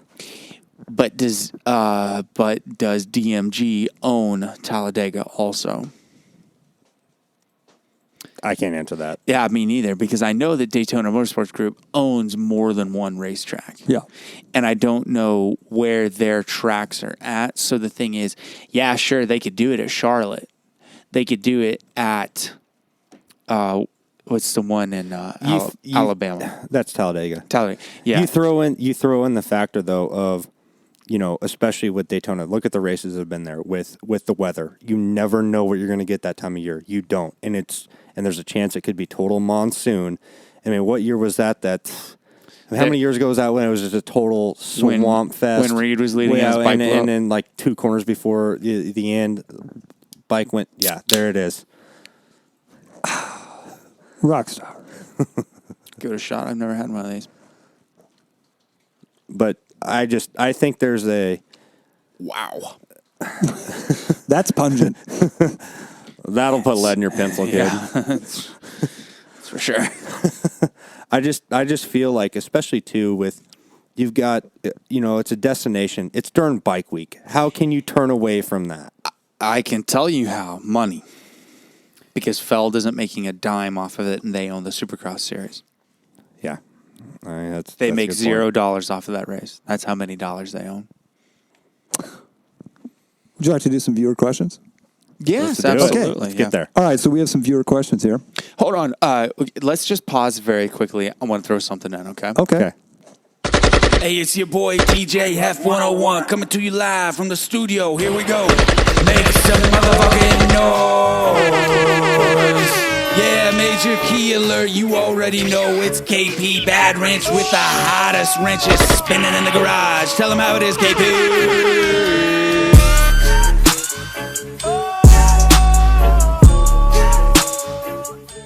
I'm so bummed that I don't get to use that every single show. Dude, seriously, whenever I made this, I listened to it, no joke, probably 250 times on repeat. You had me hyped up when you sent me that. Good. Okay, so we have some watcher questions. Yes. Facebook Live questions. Yes, we do. Okay, so the first one here is from Joe Bornhorst. Okay, so quick backstory of Joe Bornhorst. Motocross rider, broke his leg super bad. Got into RC cars. He is maybe like the John Dowd of RC car racing. Okay. In a matter of 2 years, he's now running at the top of the ranks like he does it for a living. Right on. But he didn't start, similar to him in mechanicking, he didn't start racing RC cars at a young age. He jumped in, and now he's one of the nation's best drivers. Okay. Anyway, cool guy. Would like to know, Keith, how different are practice bikes and race bikes on today's factory teams? Actually, similar. Very, very similar. Engine-wise, our practice engines are built more for longevity. But as far as chassis, suspension, all that stuff goes, same. Basically, what our amateur guys race on at the amateur nationals is what we practice on throughout the week as far as engine goes. So okay. it's what I've been told anyway. I mean, they're not that much different. But we also, we run our bikes for, engines or 10, 15 plus hours as opposed to, race bike gets tore down every week. We run our chassis for, 20 hours-ish. But that's also why we go through them as much as we do throughout the week and just, kind of keep them going. So in all reality, no, there's not a whole lot of difference. We just, it's a lot of work for the practice guys to keep them to that level. For me, I want what Zach rides on during the week, especially like Thursday before the race, or during all week. But Thursday is kind of our day to let's make some changes, let's make some adjustments. Oh, we're going to Redbud, we're going to Washougal. Let's try a few things on the bike, this and that, to maybe set us up for the weekend. So you basically want your bike to mirror what they're going to hop on Saturday. So there's not a whole lot of difference. Okay. Let's see here. John Scholmeyer would like to know, what's Keith's take on Osbourne racing the ISDE a few years ago? He wanted to race it this year. Did he really? He wanted to be, he wanted, and that was one of his things is like, he wanted to go this year, but they were like, well, you better get the championship done early if you want to do that. He did, but it just wasn't in the cards. Wow. I think in Zach's mentality, after he retires from motocross and supercross, he wants to go do that to that. He wants to go do like Dakar and, some of the, longevity races like that. I don't think the guy's ever going to stop until somebody tells him he has to. What a Triple Crown year that would be to potentially win Supercross, Motocross, and the ISDE. But obviously, with the nations coming into play this year, that is what took him out of ISDE. Because Caleb Russell was actually riding with us for about 3 or 4 weeks, and that conversation came into play about, can Zach, go do that, whatnot. Well, when the nations thing came up, that obviously that couldn't happen. Here's a question: what kind of lap times in comparison is Caleb Russell spinning? He honestly, and it was the same thing for him. And I wasn't at Alden's last year because I was with Kenny, but when he started, he was off the pace from those guys for sure. Mm-hmm. He couldn't do, and it really is a different world from doing the cross country races to the 30, and you can call them 35-minute sprints. Yeah. He was off the pace a little bit, but when after several weeks of being there, he could be doing nationals, and they even talked about him maybe doing Unadilla, I think it was. That's not out of the realm of possibilities. You have somebody with that kind of talent level. I feel like anybody that can really ride at that level, the GNCC or that, they can come to an outdoor national and compete. If Caleb Russell and I lined up together, pick a track, who would win? You pick a track. Cahokia. You'd probably get smoked. Really? He's that fast? Yeah.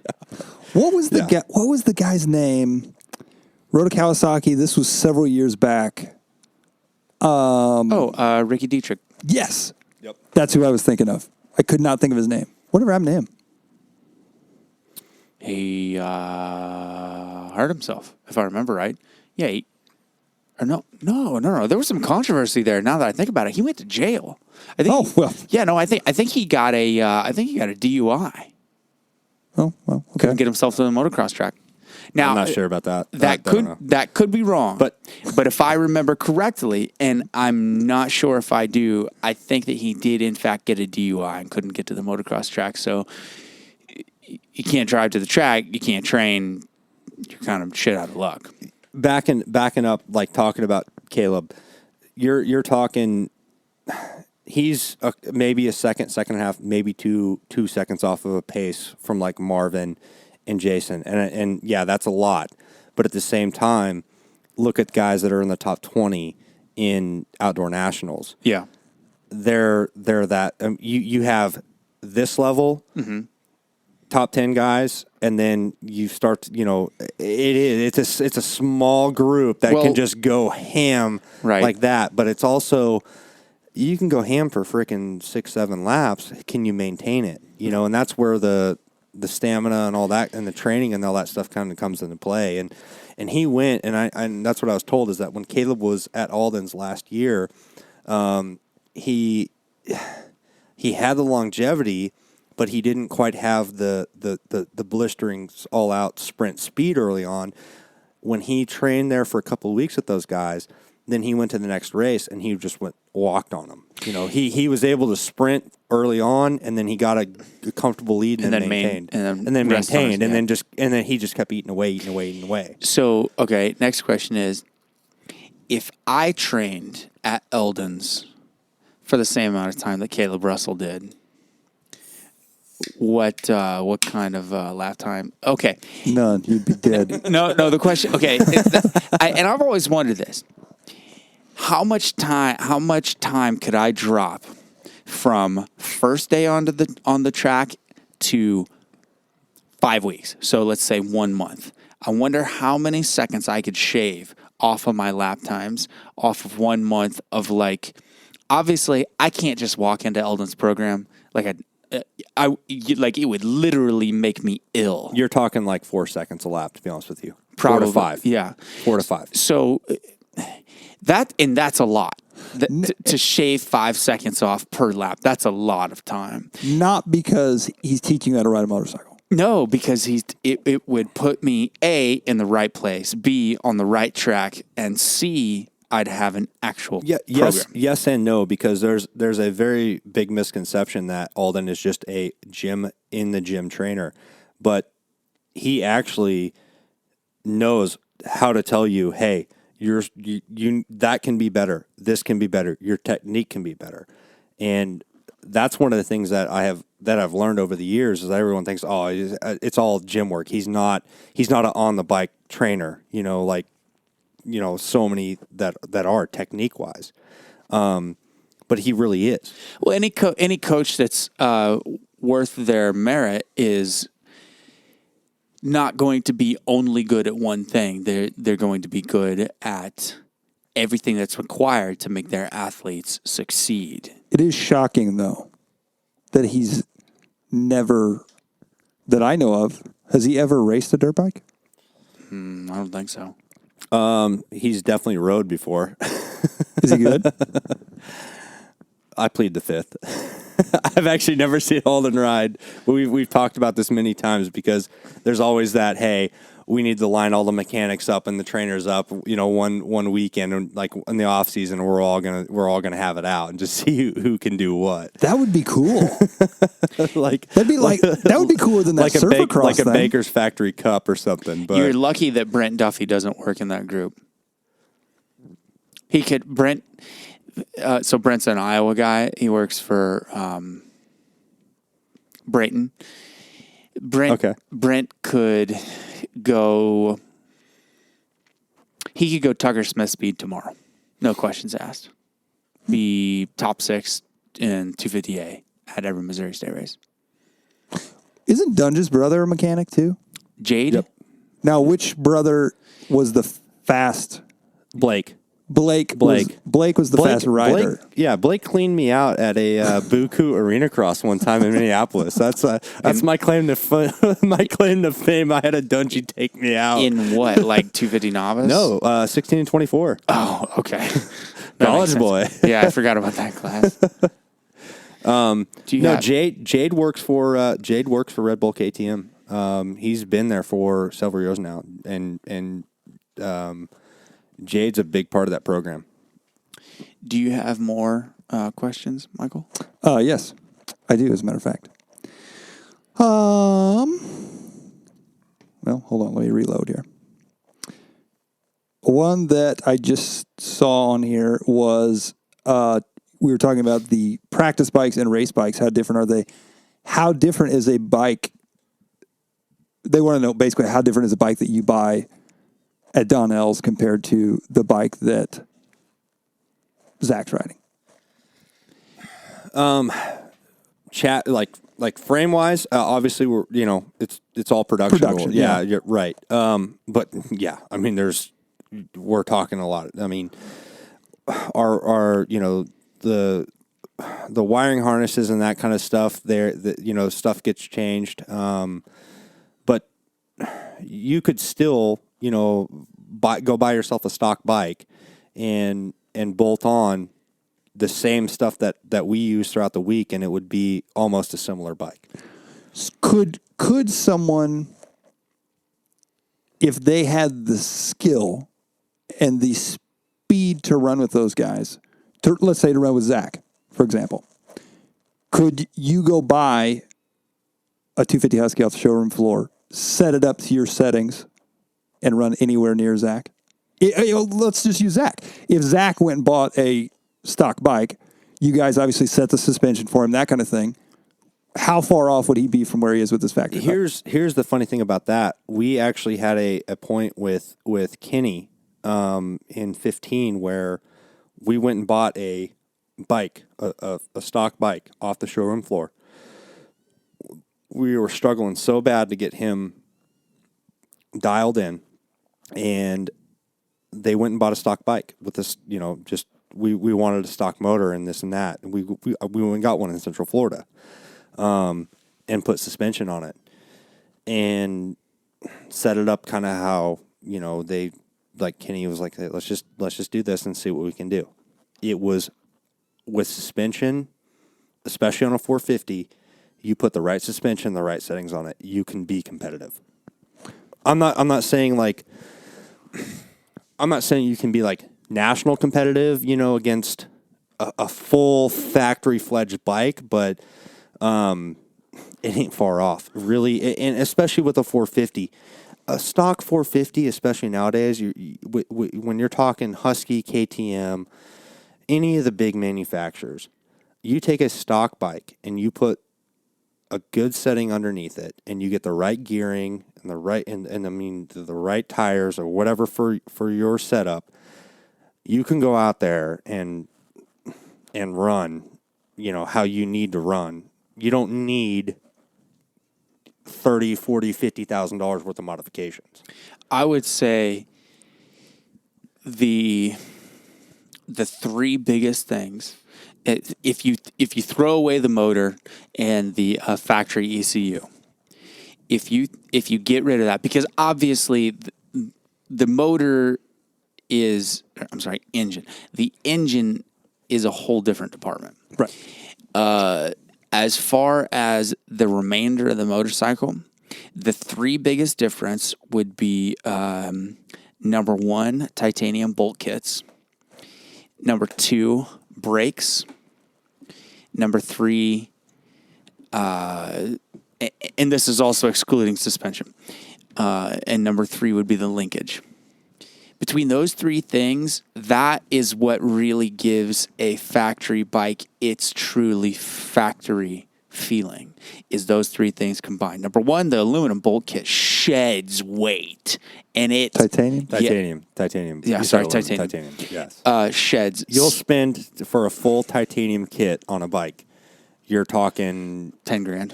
six plus. Well, the Six plus. But like the JGR kit for a Yamaha 250F is like $8,500. Right.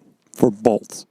Bolts. Yeah. That's every... Can you imagine the feeling you'd have if you were an amateur guy? You spent $8,500 on titanium bolts. You're tightening that seat bolt down, snap, you pop that thing? I know a guy that did it on two bikes. I snap bolts all the time. Yeah. Oh, and here's one for you. So I rode that JGR 250F, the Yamaha. Yeah. They put, and this was a problem that they were having with all of their bikes, from Justin Barsh's bike down to the one that I was riding. The bikes had so much compression that they would do something to the actual shaft that the Kickstarter was on to make it lighter, to lighten the bike up. And it would compromise some of the strength of the unit. I literally kicked the kicker off. Like the rod, or the shaft that goes in and actually turns the inside of the engine, snapped off. That's how much compression they were running. Did you just push it back over to him and like... No, I bumped it. Here you go. Or wait, no. I did push it because I was afraid the oil was going to come out. So I did push it over. But, yeah, it was and also, obviously, A-kit suspension is, really, the only people that are going to notice a difference are A and above riders. Yeah. Or A level, and there are B riders that are of that speed. Vet guys buy it just to flex how much money they've got, or, to trick out their bikes. There are 10 vet riders in America that would be able to notice the difference between A-kit and well-tuned stock suspension. But it's a placebo effect where they buy the A-kit and they think, oh, I'm so much faster because I've got this A-kit on my bike. Yeah, totally mental. In a lot of ways, it is definitely a mental thing. Absolutely. And I'll But if it works... Yeah. If it works, it works. I'm not going to lie. Like, honestly, with A-kit stuff, you have to be able to push and ride fast for it to work properly. Because if you're not able to, then it's the most, for like a mid-level B rider or whatever, you're not doing yourself any benefit. You'd actually be slower. Exactly. Because it's just, you're going to feel like you're riding a 2x4. So I never got to ride Bruce's bikes on a rough track. I only rode them on smooth tracks. And there were and I don't know if this was attributed to the suspension itself or the triple clamps and linkage package that it had on it, but the bike settled very well. Like in corners, it was very easy to put the bike exactly where you wanted it, and it stuck. Also, it had brand new tires on it. Now, however, my 250SX that I've got, that's bone stock, handles just as good, if not better, than that $25,000 250F that I rode. Now, namely, that's because it has a steel frame and it flexes in all the right ways, and I'm a huge fan of the air fork. So,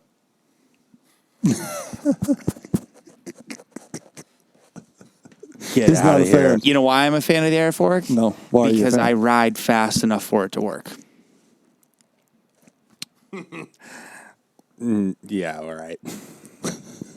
Not saying you don't ride fast, but I think he does what he's saying. I am a total spring fork advocate, I guess you could say. Now, I'm not saying that. Okay, if you put Ramir Alves on my bike, he could outride the fork. Now, the way that I ride, no. It's perfectly suited for my level, my weight, the way that I ride the motorcycle. But there are guys that could definitely get on my bike and outride the fork. Okay. I have 2 questions now of my own. For an for the people listening, for most amateur riders, I'm not talking about A riders. I'm talking your Missouri State race, anywhere from novice to intermediate, maybe some A riders, whatever. What is the most, if you're going to spend money on your dirt bike, what should you spend the money on? Without a doubt, in my eyes, suspension. Suspension, 100%. There is 10,000 different suspension places and people that do suspension. How do you know this is good, this is not good, especially if you've never had suspension done before? I can answer that question very easily. Your shock falls off. It was a bad job. Correct. Yeah. See who, find the A riders that are paying for suspension. And what brand are they buying? Okay. Race Tech. Yeah. If you're a pro rider and you're paying for suspension, you're buying Race Tech or Pro Circuit, one or the other. It depends on what you can afford. But if you're going to buy suspension, I would say Enzo for Yamaha, Pro Circuit for Kawasaki, Factory Connection for Honda, and then Kawasaki and KTM go Race Tech. Each brand has a Niche. Each brand has a shop that specifically specializes in that brand. And also, like, Enzo knows more about the Kayaba Triple S than Factory Connection does. Now, that's not to say that Factory Connection can't set up Yamaha excellently. Yeah. But, yeah, I would say, by and large, if you're not sure, Race Tech, because you have local Race Tech guys that can get your suspension done quickly, and the parts package comes to, okay, let's say like David Wilson with SRT, Smooth Ride Technology in Woodsonia, Illinois, or whatever the name of the town is. David's a registered Race Tech user or dealer.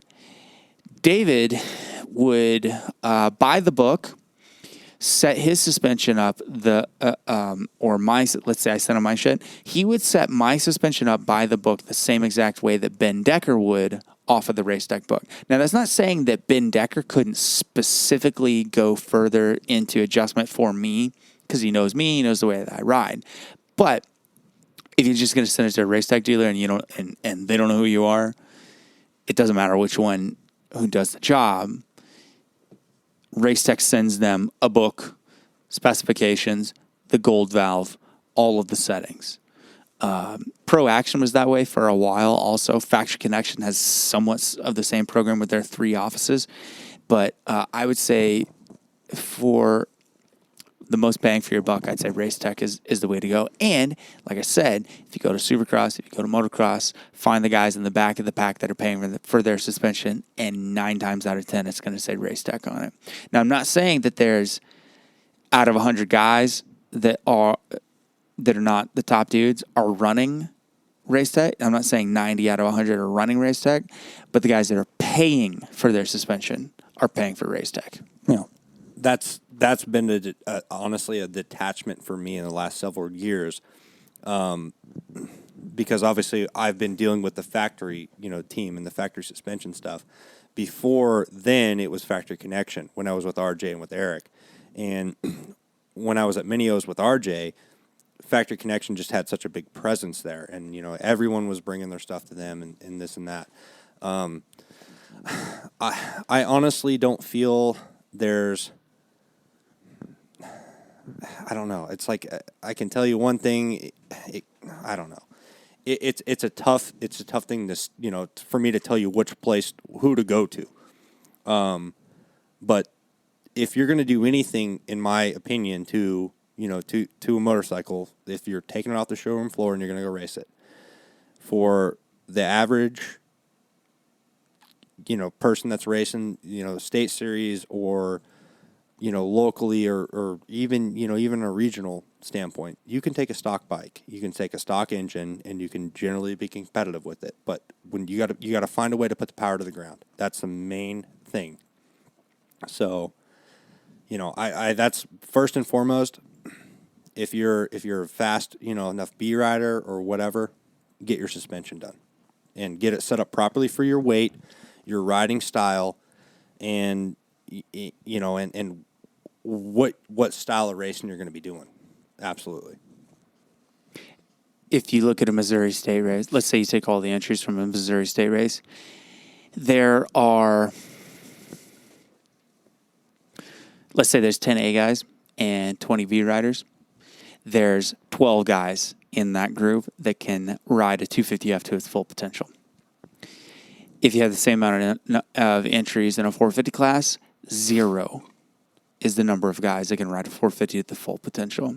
If they could, they wouldn't be paying for bikes, and they wouldn't be at a Missouri State Series race. And I'm not saying Adam Goley, Aaron Goley, Tyler McEwen, John Barry, Colin Fletchall, Alex Malott, you name them.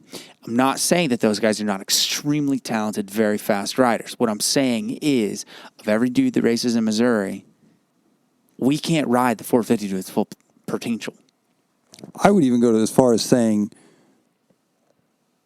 from even if you go to an outdoor national, 30th and behind. There's guys that Can't make the show, or even make the main of Supercross. Yep, can't ride a 450 to its full potential. Right. Yeah, which gives you a pretty good idea of just how dumb 450s are. Yeah. You had a second question? Oh, my second question was, somehow I was talking with Grumpy Greg the other day about the factory bikes of like yesteryear and how before they came up with the production rule, how expensive and extravagant these bikes got. What is a factory bike worth these days? How much does your house cost? Okay, that's where I was. If you were going to buy a new bike and buy everything to make it a factory, if you could buy it, I realize there's some things you can't buy, but if you were going to buy all of that, what do you think you'd spend on a bike?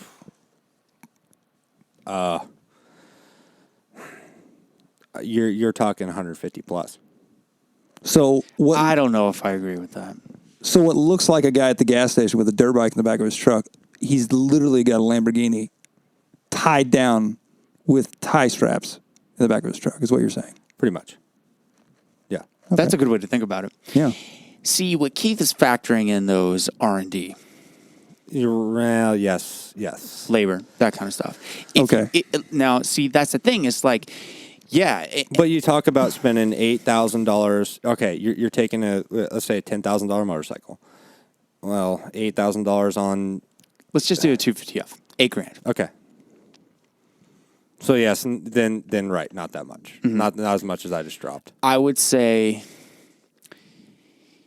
obviously the most expensive parts, and there are parts like brakes, caliber housings, things like that, titanium bolts, or not titanium bolts, titanium parts and pieces that they literally do not have a monetary value to them because you're talking about one-off pieces. Right.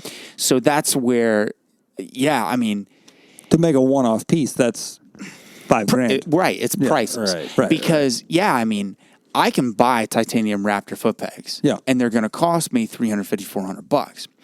But to get Zach Osbourne's raised pegs that are up and forward for his bike, well, I mean, you literally can't put a price on that because I can't just walk to a fucking titanium shop, a welding shop, and say, hey, here's what I need. Can you make this for me? And they would laugh you out with the bill. Now, where you're talking about like the Husky team, they have the infrastructure to do that kind of thing, to create those kind of parts. So back in the day, whenever you'd read, Dirt Rider, and it would have Jeremy McGrath's $250,000 works, RC 250. Well, yeah, but they're factoring in R&D and labor into that price because there are pieces that in raw, like if you just took the raw metal value of it, sure, like a titanium foot peg would only be $400. But to then add in what it would cost to build that, then you're talking, $2,000-$3,000 for a set of foot pegs. Yeah. That's where the cost skyrockets. That's where JGR has a huge advantage. Because they have the ability already from the NASCAR team to mass produce parts. Yeah. Absolutely. Yeah, I think that gives them a major advantage to get a title sponsor for a lower cost because their overall costs are much smaller. And they don't have filler guys on their teams like, bullshit middlemen. Yeah. Also. That was my question. Yeah. I was listening to a Pulp podcast earlier today, and Mathis was talking about how many unnecessary people there are in our industry that are kind of log jamming the money flow and how it's preventing a lot of the riders from actually making the money that they deserve because there are so many third-party, fourth-party guys that work for a company, goggle guys, gear guys. I listened to this episode. Bevo. Yeah. He was talking. So there are these middlemen, these cool guys, these industry bros. Sure, they're only collecting $20,000 a year to go to the races part-time. But it also costs the company $45,000 to send them there. So, I mean, it's a cool guy job to have. You get to go be a cool guy, but the expense of sending someone to be a cool guy is where it drains the actual availability to pay the riders. And I can say firsthand that I've seen it on a lot of different accounts. I could sit here and name a lot of names and piss off a lot of people. Of guys that have no business even being at the races. They should be 9-to-5 guys, but are going to the races and collecting a paycheck and just kind of being in the way. But our industry feels like they have a necessary spot because these positions have kind of been grandfathered in, or, let's say like 100%, and this is arbitrary brands. I'm not naming any names or putting any fingers. But if 100% has a goggle guy that is getting paid $30,000 a year to go be a goggle guy, and then Smith, let's use Smith. Goggle guy. Yeah. So then Smith sees that 100% has a goggle guy, but they have new riders. Well, then the Smith has to have a goggle guy. But maybe they want to pick up the 100% goggle guy, and he lies and inflates his actual salary. And then Smith says, "Yeah, we'll match that."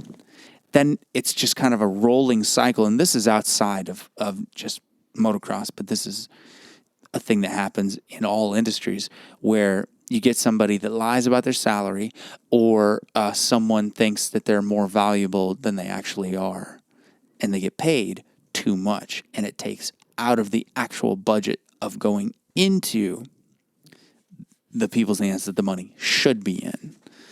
It's magnified in the industry because it's so small. Also, in 2017 and beyond, because there are so many really popular people in our sport and overall industry, in the power sports industry, on the internet, it dilutes the available salaries to go to the guys that are racing and representing the brand. Where you have kids like, and I'm not pointing fingers and I'm not taking away from the kids' talent, but you have kids like Axel Hodges. I knew that was coming. I knew that. I saw that coming from a mile away. Where you Slay, have, baby. Yeah. Yuck. Where you have guys like Axel Hodges, extremely talented, very well connected. He's set. So he's got his gig that he does, which is great. But now you have all these other little kids that are impersonating Axel. And in the process, they are worrying less about showing up to the motocross track and actually being able to go fast than they are worried about Instagram followers, connections, networking. Stoppies across the top of flatbed trailers. Across the top of flatbed trailers and looking cool and then tagging their endorsements. So the motocross world has taken a major right turn into skateboarding territory where you don't make money off of going and doing comps. You make money off of having endorsements and being popular. Yeah. Well, the same thing has happened in the motocross industry where it's more of a popularity contest than it is of actual performance and results.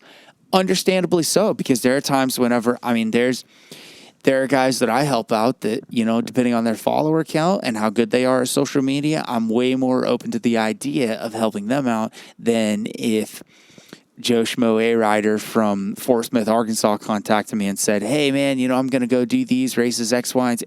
Perfect example, Josh Hernandez, Supercross racer. He got in contact with me and said, hey, I'm looking for a graphic sponsor. What can you do? And I told him, Josh, I can cut the stuff to you at cost, but I can't give free stuff away, dude, because, bless his heart, he doesn't have enough followers to justify giving the shit away for free. And then I've got paying customers who take their bikes to Loretta's and put them underneath the Honda tent and snap 1 million photos and send those to me. Those are worth their weight in gold. Like that photo, this one photo that Dawson Cobb took. I remember, yeah, of his bike sitting under the Honda tent. How do you even get it under there? He went over there and just put it under. And he said, hey, can I take pictures of my bike? You guys want to look at it? Like, maybe there's something you can, like, set my sag, shit like that. When it's a Honda, the Honda guys are going to be like, yeah, sure, why not? Looks great. So, yeah, it's, that's it. I hate to say it, but at the end of the day, that photo has sold me more kits than my own results have with my bike. From a business standpoint, even if you want to be a business that supports the diehard racer in order to stay in business, I think it's like that with not just motocross, but just in general. Mm-hmm. Look at, like you're talking about, for instance, Rob Dyrdek is a perfect example. Yeah. When was the last time Rob Dyrdek skateboarded? I don't know that much about skateboarding, but in a competition. He's not a competition skateboarder. Exactly. But I couldn't tell you another skateboarder's name. But I can tell you all about Rob Dyrdek. I've watched every one of his shows. Yeah.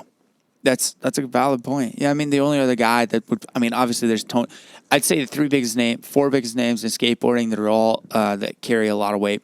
Tony Hawk, obviously the man. Yeah. Burnquist. What? Bob Burnquist. Well, have you ever heard the name Bob Burnquist? Okay. Yeah.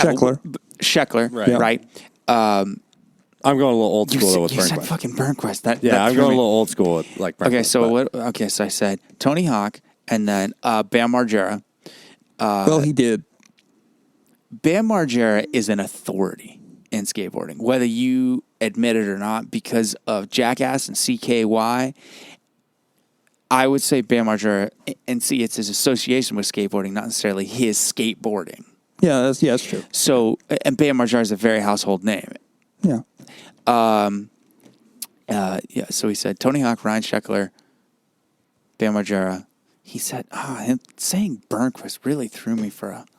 But the point of what I'm saying is, these businesses and like these companies, you can't fault them for not at all. Going after these people that aren't really worthy of. I'm not going to say not worthy, but you get what I'm saying. Well, think about this. Think about how many skate industry business there are, like Zoomies, Tilly's, Vans, those kind of companies, either skate brand clothing companies, they have stores in the mall. How many skateboards do they sell a day?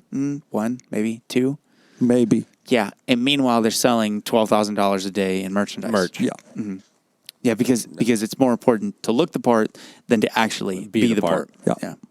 And the motocross industry is going through the same. It's having the same growing pains of outgrowing. It's outgrowing the core, and in the process, motocross or motorcycling is becoming more mainstream, more household, but brands like I can't even think of one off the top of my head are being left behind in the dust. I would agree. MSR. Who's strictly hard parts now. What? Yeah, they completely eliminated the company. It's hard parts only. Yeah, but I'm saying like that would be one of the companies that didn't really follow the wave of picking up popular people. No, not at all. And now they're not. But, I mean, Tucker Rocky, who owns both Answer and MSR, they had two gear companies that were in direct competition with each other. That's true, too. I could see that. So they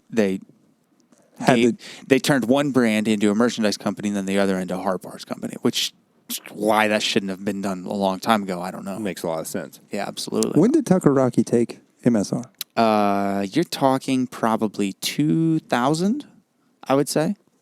Okay. Maybe even before then, I'm not sure. I don't know when they went from distributor to sole proprietor. Yeah.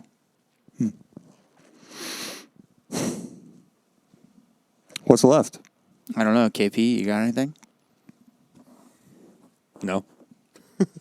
He's a man of many words. He has a boat to catch. He's on his way to England. You mean to Florida? Well, that too. I didn't even think about that. Yeah. He's on his way back to Irma. He's going to need a...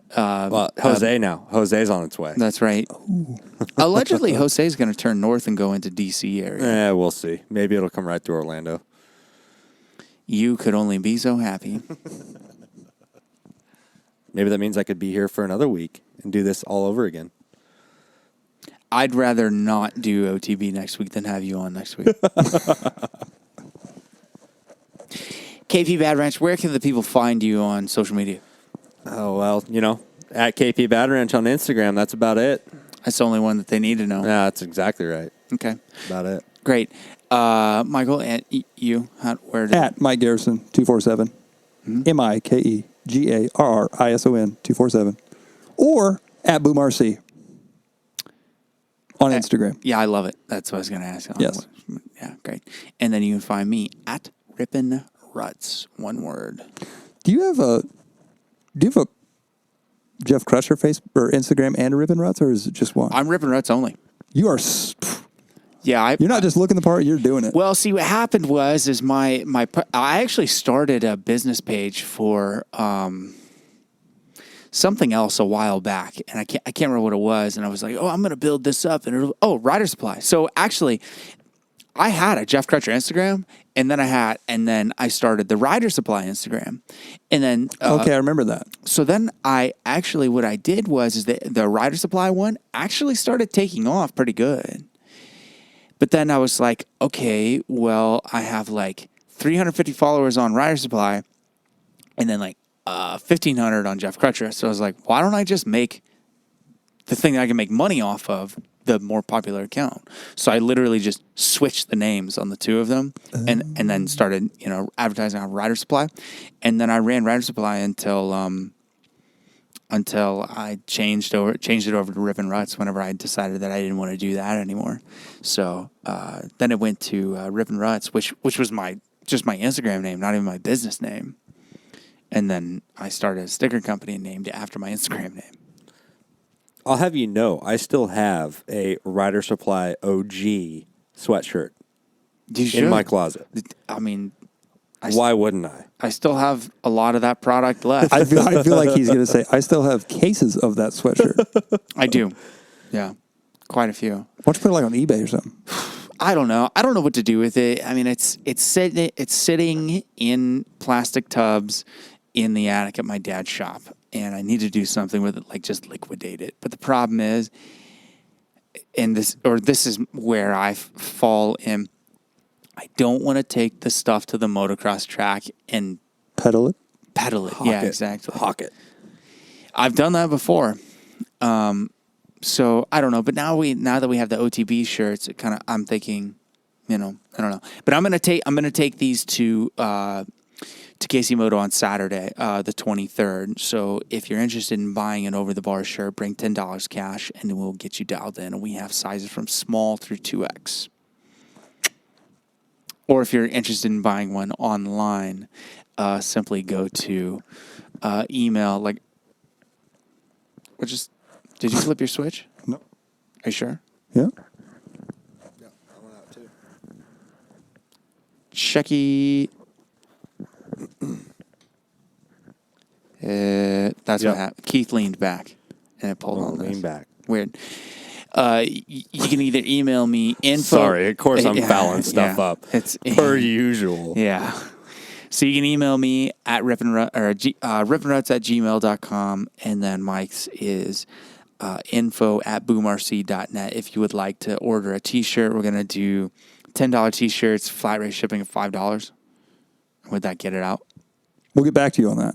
Yeah. I don't know what a T-shirt would be, what it fits in. Well, you can put it, you can easily put it in a bubble mailer and flat rate it.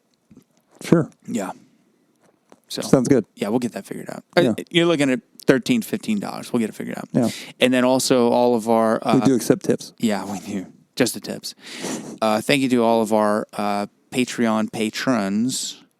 And if you were in the $10 and above group, send us an email, text message, whatever. Tell us your address and your shirt size, and we will mail you a shirt. That's it. KP Badwrench, thanks for coming in, doing OTP with us. Thanks for having me, boys. Adios.